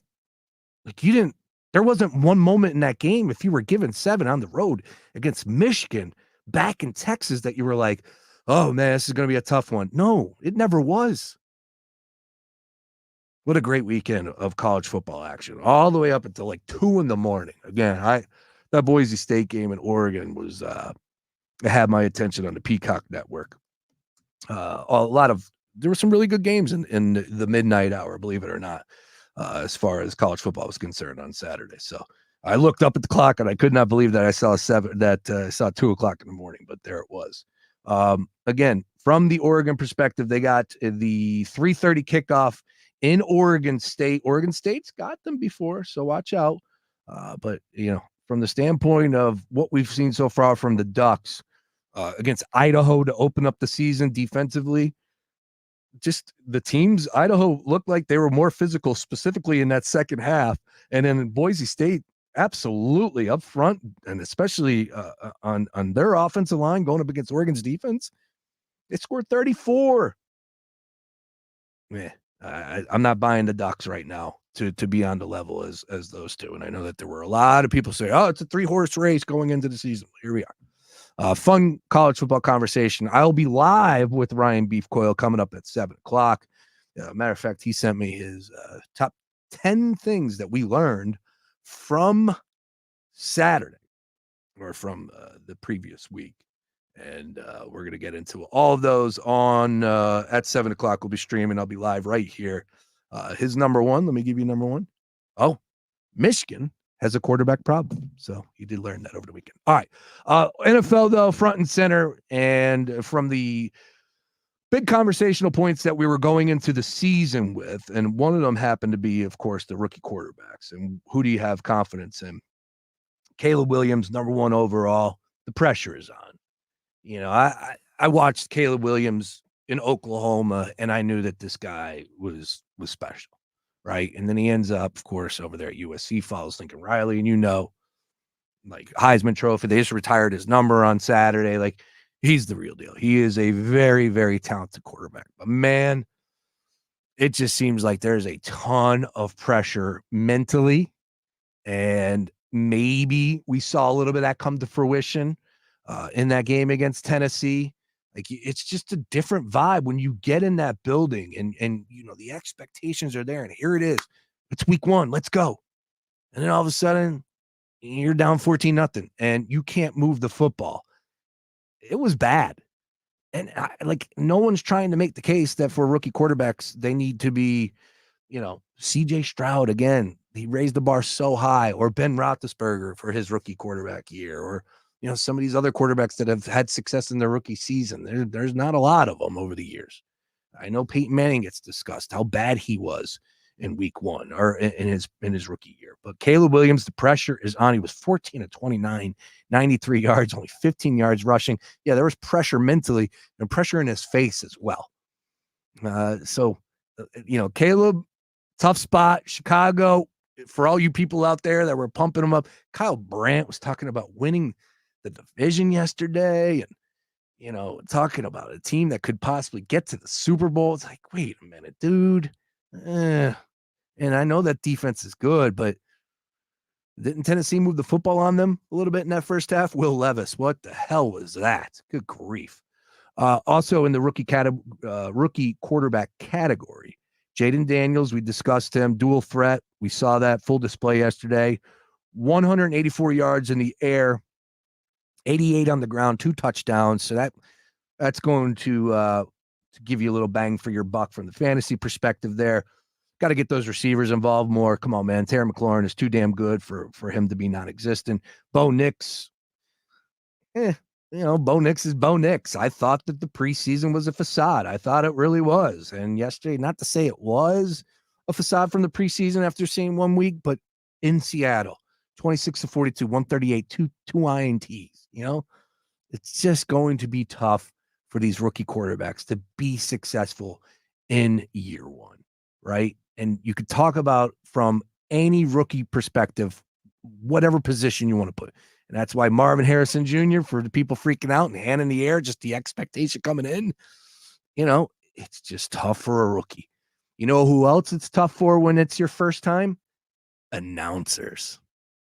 Tom Brady. How about that? Come on down, TB. And I know a lot of people were having some fun in the timeline, and even I was kind of taken back how rough he was in that first quarter. A little disappointed that maybe he didn't get enough PT. Maybe he didn't get enough reps in the offseason. That's inexcusable for you to slide into that spot and be that rough in the first half. It's kind of like, oh man, Tom, like, what are you doing here? And I've listened to him talk before on his show with Jim Gray on Sirius all last year. Like, he's good on the microphone, but that moment got to him yesterday, and he was trying to get it out, and he could not get those words out. And a lot of people are breaking it down. I don't think he was nearly as bad as some of you were making it out to be, and that's fine. I'm not going to stick up for Tom Brady. It's in his best interest to just, one, don't read anything that's written, and two, go rewatch the game and just listen and take notes and relax, and he'll be fine. It's Tom Brady.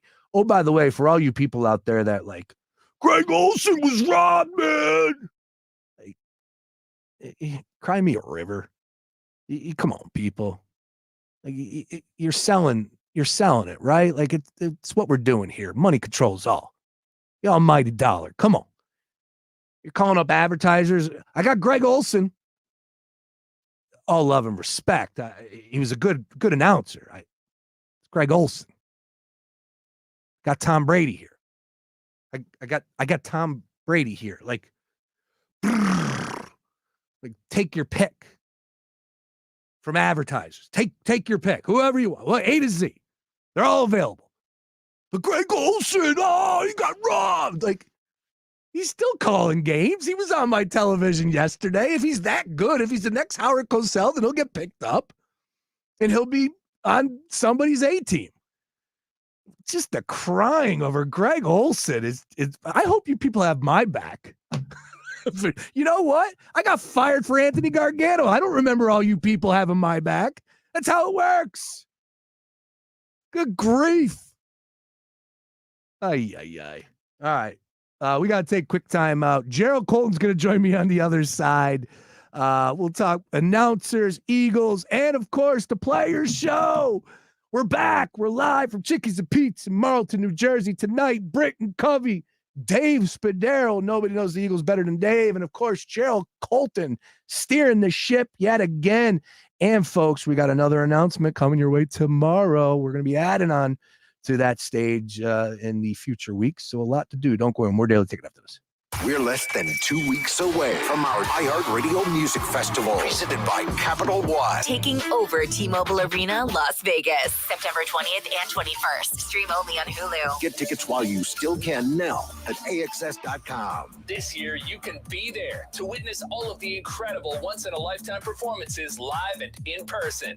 Buy your iHeartRadio Music Festival tickets now, starting at just $55 plus taxes and fees at AXS.com.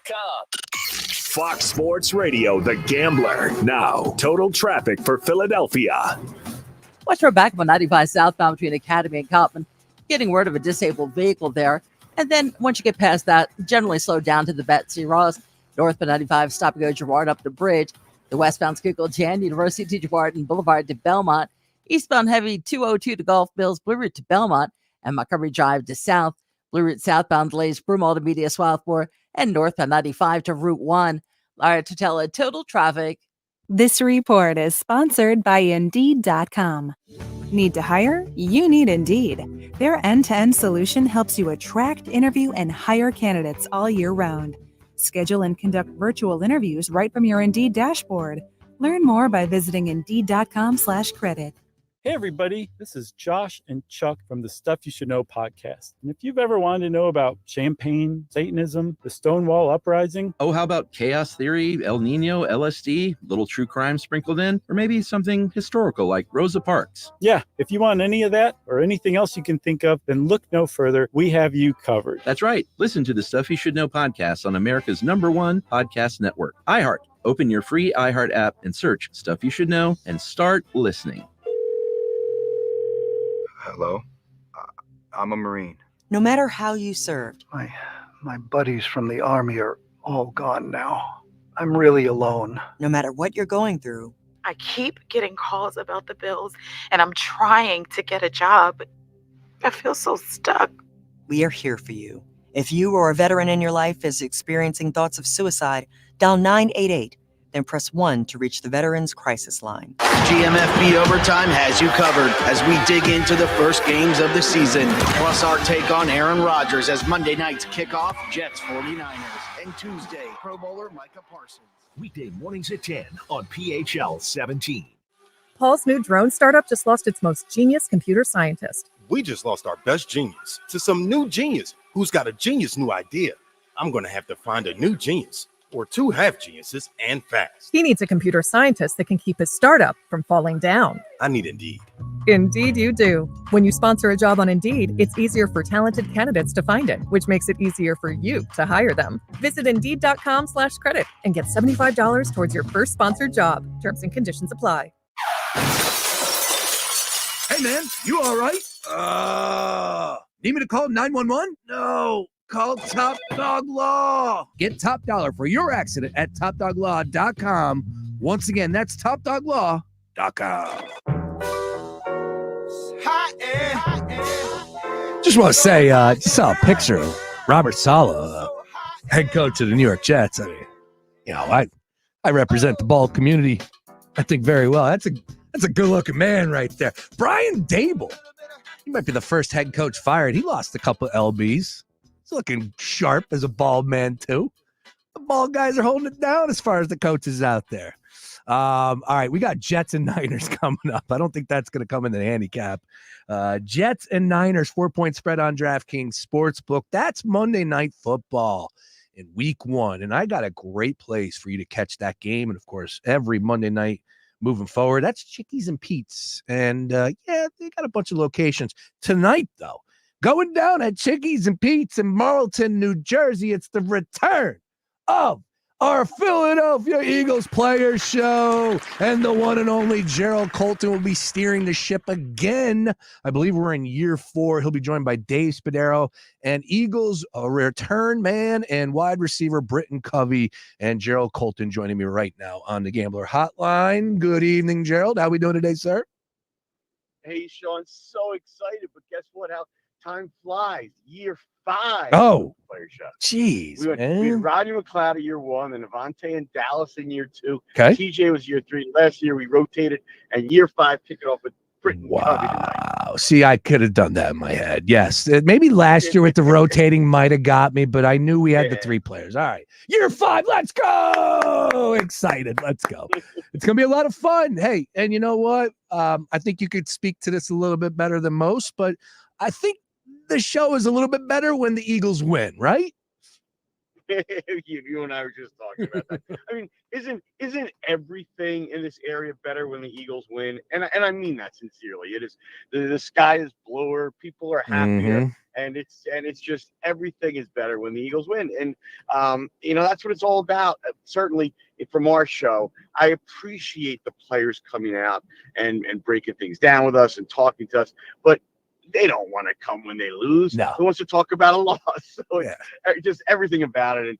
And I found Friday night's game to be so entertaining and just so happy with the victory. And it'll make everybody's week better. And so hopefully do it again next week. Yeah. You know, when the Eagles win, it's like things are so much better. Like I heard tomorrow at the debate, like everyone's going to be embracing each other, shaking hands and being totally respectful. Like that's what happens when the Eagles win. It's amazing, you know? All right, moving off of that one, Jerrold.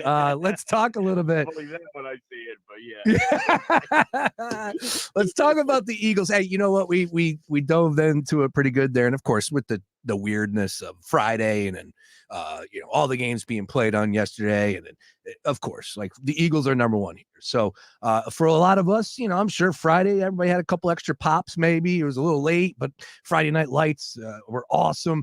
Game in Brazil, streaming, you know, putting that to the side. But there was a lot to like, specifically on the offensive side of the ball. Saquon Barkley just stepping into the mix, and wow, what a debut performance. As far as Philadelphia Eagle debut performance, now you've been around the block a long time, Gerald. You know about this team better than most. it's got to be up there as far as the most explosive Philadelphia Eagle debut performance by a newcomer, whether it's a rookie draft pick or free agent acquisition like this was. Your thoughts on Saquon Barkley and specifically, of course, his 3 touchdown performance against the Green Bay Packers? It was tremendous. It's you look at it and you wonder why they devalue the running back position so much, because in essence he's still not getting paid that much relative to other guys in the league for what his value is. You look up the turnpike and say, what the heck were you thinking letting this guy get away? He's everything he's advertised to be. Plus, you don't necessarily get this from the outside, but what a phenomenal human being he is. And you see when he's interviewed, but everybody who has exposed this guy, all the way going back to his upbringing in Penn State, has just loved this guy. What a treasure for the Eagles to pick up. And the one thing about his performance on Friday that even surprised me, having watched him play a lot of football to now, he was way more powerful than I thought he would be. He was running people over, carrying people with him. I know the quickness is there. I know the hands are there. I know the explosiveness is there. But that power combined with everything else just made him unbelievable. What a great performance. And when you ask to give it a little bit of a historical perspective, I go back to Terrell Owens' first performance in 2004, which is the last time and the only time a new Eagle got 3 touchdowns in his first game. And it was sort of the same thing when it was like, wow, Donovan finally has that weapon. The Eagles finally have that guy. Well, this has been a pretty darn good offense already with tremendous weapons, but we've seen some good running backs. DeAndre Swift was a decent running back. Now you see the difference, and it was noticeable and really exciting for the season. 24 carries too, Jerrold, right? Like that's what we all want. That just makes life easier for Jalen Hurts. And I know he had some struggles in the beginning of the game, and there was some tough exchanges. But as far as Jalen Hurts is concerned, like, you just have to believe that this year is going to be special with the addition of Saquon and all of the returning pieces. That we talked about this heading into the season. No excuses. Well, I'm not saying that there are any, but from his performance against the Packers, I came away impressed, even though I get it. There were some things that were, you would like to have back, especially the interceptions. You can't have those, and especially those parts of the field. But Jalen Hurts against the Green Bay Packers, what was your takeaway? I'm always happy when you get a victory and there's a whole lot of room for improvement. And that's kind of how I felt. He did some really good things. He led them on the drives when he had to, and they won the football game. He also did some not so good things. Yep. I mean, some his fault, some not, but a couple interceptions that you don't want to see, a couple that near interceptions that could have changed the outcome. But so I feel like there's a lot of room for improvement, but we got the victory, and I think that the things to look at on the Eagles team as we start this season, where the big additions are, of course, Saquon Barkley, Mitchell at corner, which we'll get to at some point, and of course the changeover in coordinators. And you saw the difference in the way the game was called already from Kellen Moore versus what we had last year under Brian Johnson. And the addition of motion, which was totally ignored last year in the past, and they were last in the league, and just a whole lot of moving parts to them that just made it a way better tempo and a way better game call, as well as not panic. I mean, you mentioned how many carries Saquon had. I don't know how far we'd have to go back to see a running back have carried the ball that many times for the Eagles, but I don't recall it happening in a long time.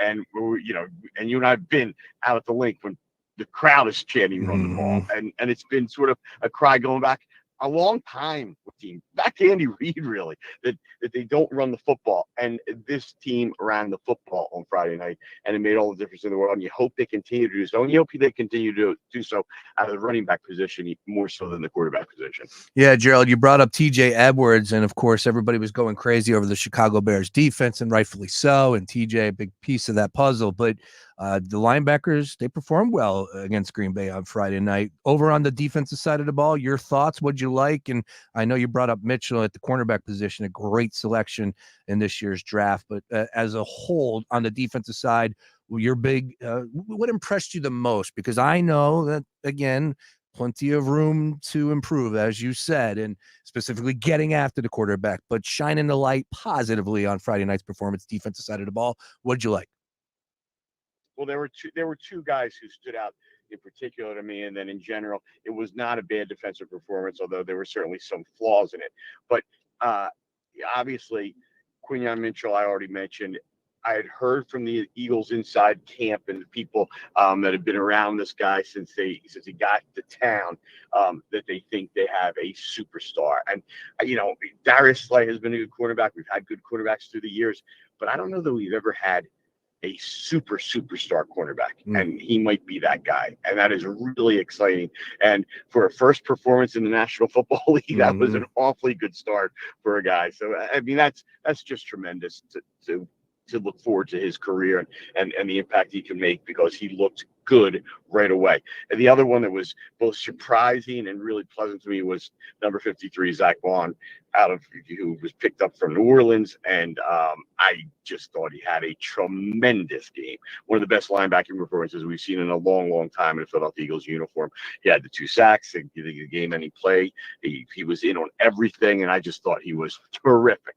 And certainly an upgrade as to what we've had in the past. The other guys, I mean, I thought Nakobe Dean, who went into this year, questionable. Does Nakobe Dean get on the field finally? Does he make a difference? And I thought he had a pretty good game. Obviously, he could have had a pick 6 that was right in his hands. But outside of that, he certainly looked good and a very productive player. And the linebacking play, to me, was a major upgrade as to what we saw last year. All right, Jerrold, we shine a light brightly and of course, on the positive sides. Let's take a little bit of a magnifying glass and the areas to improve, and specifically getting after the quarterback. This league is all about passers and pass rushers. Who the hell is going to sack the quarterback for the Eagles? I know you just brought up Bond. He had two sacks in that game on Friday night, but we need pressure from the defense up front. And, Bryce Huff, I don't remember hearing his name called all that much. And then the snap count comes back and you're scratching your head a little bit there. Again, week 1, no one's going crazy, but I would feel so much better about Monday night's game going up against a hobbled Kirk Cousins if they can just get after the quarterback. Your thoughts on rushing the passer, and where's it coming from? Well, it certainly was a disappointment and a weakness from week 1. I know Vic Fangio's defense. He's somewhat creative in his scheme and the utilization of players, and I think they will figure it out. But one of the big question marks coming in was, would Bryce Huff be a good signing? Would they miss Hassan Reddick? And so far after week 1, the answers didn't come up favorably, because they really got no edge pass rush. Now they do have these big bodies in the middle, and can do some sort of stunting and other maneuverability that maybe they can create pressure inside. But it would be a concern. You want to see a whole lot more pressure. We've had real good pressure on the outside really over the years, and certainly Hassan Reddick did a nice job in his couple of seasons with the Eagles. I don't mind that he's not here anymore with the way things have played out. And so far, that wasn't really done in week 1, but I do think they'll figure that out. I think we've got a guy who will make adjustments in Vic Fangio. I mentioned Kellen Moore, and now we've got him. And the other part was, Sean, on the defense end, that's got to be given a lot of plaudits is they took the field twice in the first quarter. Green Bay got the opening kickoff, and they held him and made a punt. And then the Eagles turned over the ball deep in their own territory twice in a row, where Green Bay started inside the 20, ultimately even on the second possession had a 1st and goal at the 3, and the Eagles held them twice to 3 points. And I said to my kids, I'm sitting with them celebrating my son Griffin's birthday on Friday night also, and I said, I know this will sound stupid, but when they were down 3-0 and Green Bay had a 3rd down deep in 3rd and goal, and I just said, this actually could be the play of the game. There's a lot of football to be played, but if they hold them here and they come out here only down 6-0, I really think they'll win the football game. And I'm not going to say I was prophetic, but what a difference it made being only down 6-0 after those possessions. And that gives a lot of credit to the defense, no matter what happened later on in the game. No, you're right about that. And I think we were all getting a little concerned, and, everybody's Twitter fingers were firing off some tweets. And I know that there's some people that want to start bringing up Carson Wentz's name. And look, you can say whatever you want at this point in time, but you have to believe that, or you have to be fair with your assessment and say that is week 1. And especially, Jerrold, let me ask you a big picture as far as the NFL is concerned. How do you go about some of these performances by the quarterbacks, offenses, tackling? Man, the preseason, and we've known this, we've said this before, it's literally preseason right now. Week 1 is preseason. Week 2 sometimes is preseason. And is that can't be a good thing, number one, for the product, but for teams that are actually trying to improve and win football games. So if I'm a coach, shouldn't I look to do things differently, maybe in the upcoming seasons? Where do you stand on that? And of course, as I said, Jalen didn't play the best game, but I think as a whole, as you look around the league, he played pretty damn well compared to everybody else. Let's put it that way. He did, and they moved the football up and down the field, which a lot of teams didn't. Sean, it's a great question, and it's something that has bothered me for a while when they, over the years as we've gotten away from really a meaningful hitting in training camp, any kind of meaningful play from exhibition games, and we have seen somewhat ragged starts to the season. But the NFL, Sean, they just, whatever they do, they get away with. I mean, and I'm amazed. There were 3 primetime games so far, a fourth tonight. All 3 games to me were just tremendous theater, really entertaining. Thursday's Kansas City game, the Eagles on Friday, and last night's Detroit Los Angeles game. And they'll probably have another great. I didn't think they were so good, but you're going red zone, or you're watching on your Sunday ticket all around the league, and there's just a lot of action happening. And I don't think the fans in general are so critical of the actual play as much as they're just happy to see how their guys are doing in fantasy or that their team wins. And I just think the NFL unfortunately gets away with it because I think they're putting a product on the field to start the season that is somewhat inferior to what it could or should be. But at the end of the day, it was an awfully entertaining game on Friday night. And again, I didn't think yesterday's football around the league was particularly good, but that bodes pretty well for our Philadelphia Eagles. And it's getting back to the original plan there, which it's good to get a win and have a whole lot of areas to improve in as well. All right. Jerrold Colton live from Chickies and Pete's in Marlton, New Jersey this evening at 6 p.m. It's the return of the All-Pro Philly Players Show. And you got Dave Spadaro alongside you, and nobody knows more Eagles and what's happening right now than Dave Spadaro. I saw him on Fox 29 yesterday. He had the afternoon off. I'm sure he enjoyed that. But really excited about what you guys are going to bring to the table. And, of course, the guest list is always tremendous. It's going to be a lot of fun. Jansen out there engineering, so looking forward to that. I want to get you out of here on this one, though, Jerrold. We have some unfortunate breaking news right now. A legend has passed away. I feel like when you join me, some things happen like this. Oh, my God. I'm braced for who you're going to say. He's 93 years old, but, man, this dude, he did it all, and one of my favorites in Field of Dreams. James Earl Jones passed away just now. Oh, yeah. You with the great voice you have can really appreciate the baritone. I've been told I sound like James Earl Jones. Yeah, I've been told that before. Legend, though. Legend. Star Wars. Darth Vader, right? His voice was the backdrop to a lot of things. A very special talent.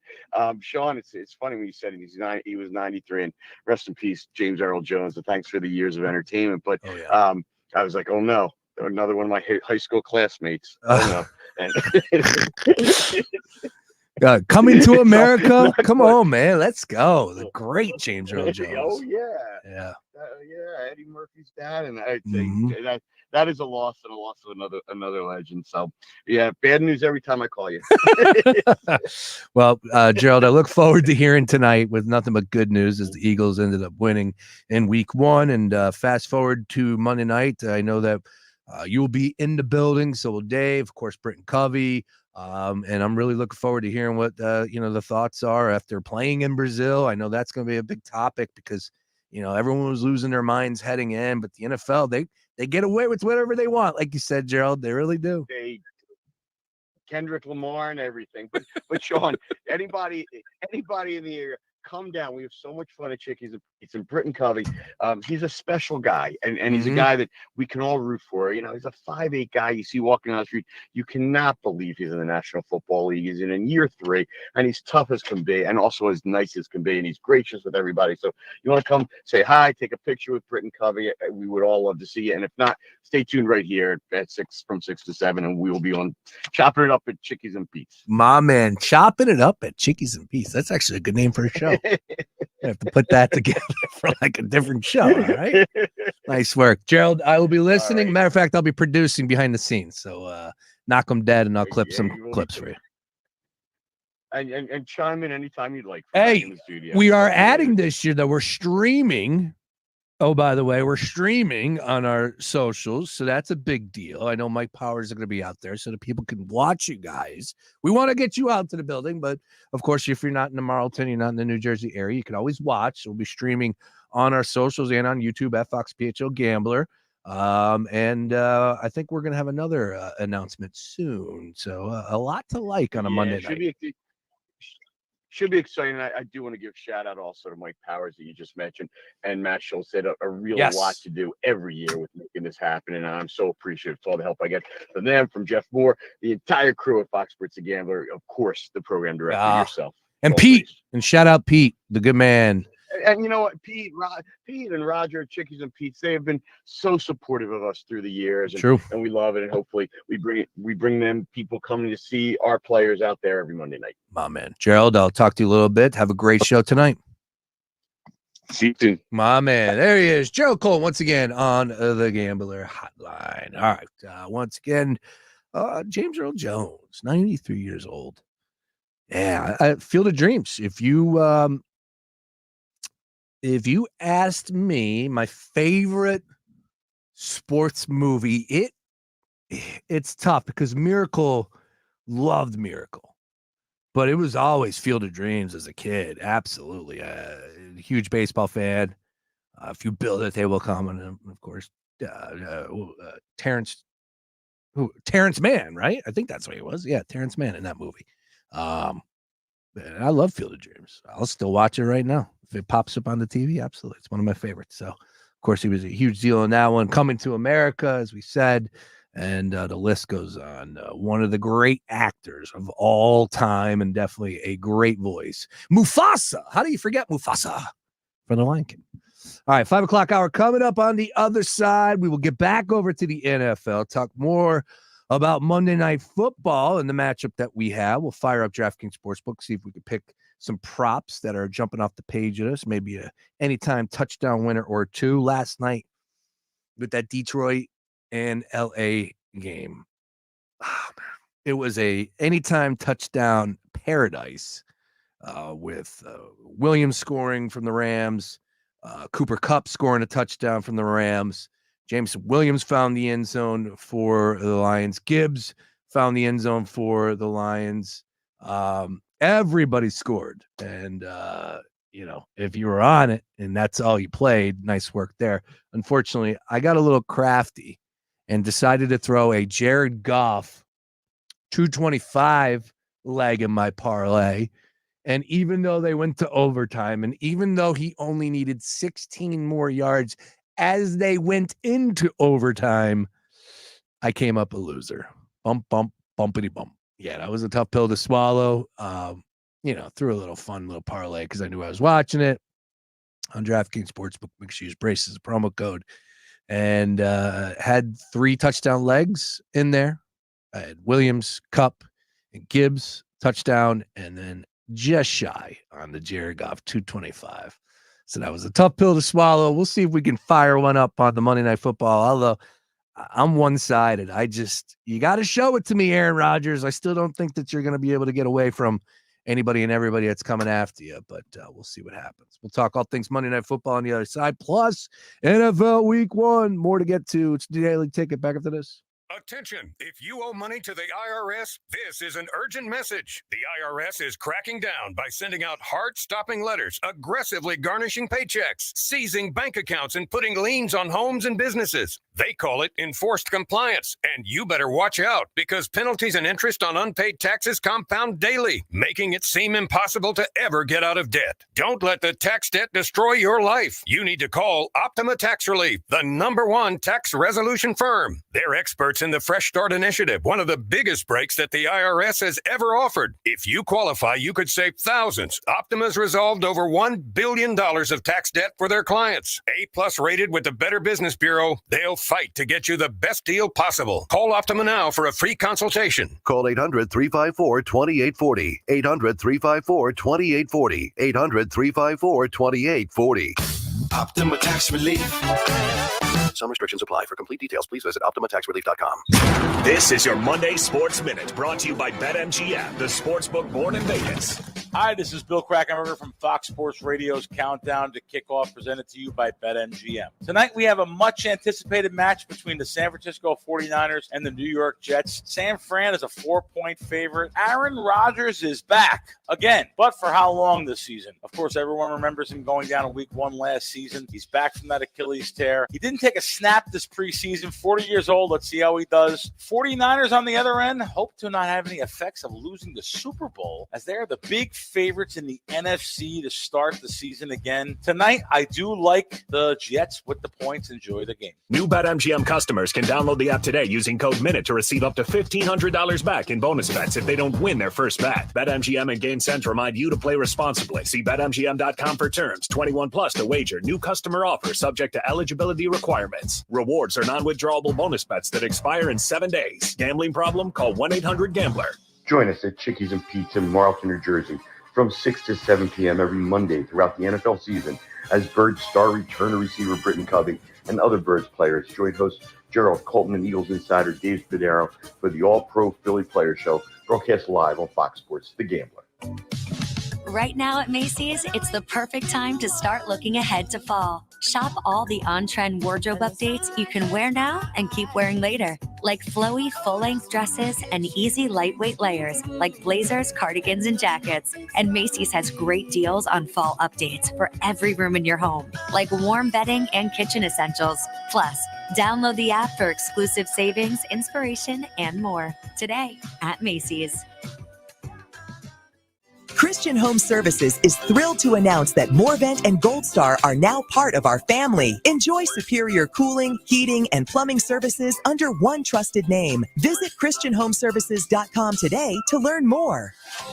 Clear and comfortable overnight, not as chilly as the last couple of nights. Low temperature in the city around 59 degrees, lower 50s in the suburbs. And we'll do it again here. Lots of sunshine on your Tuesday. Much of the week the same.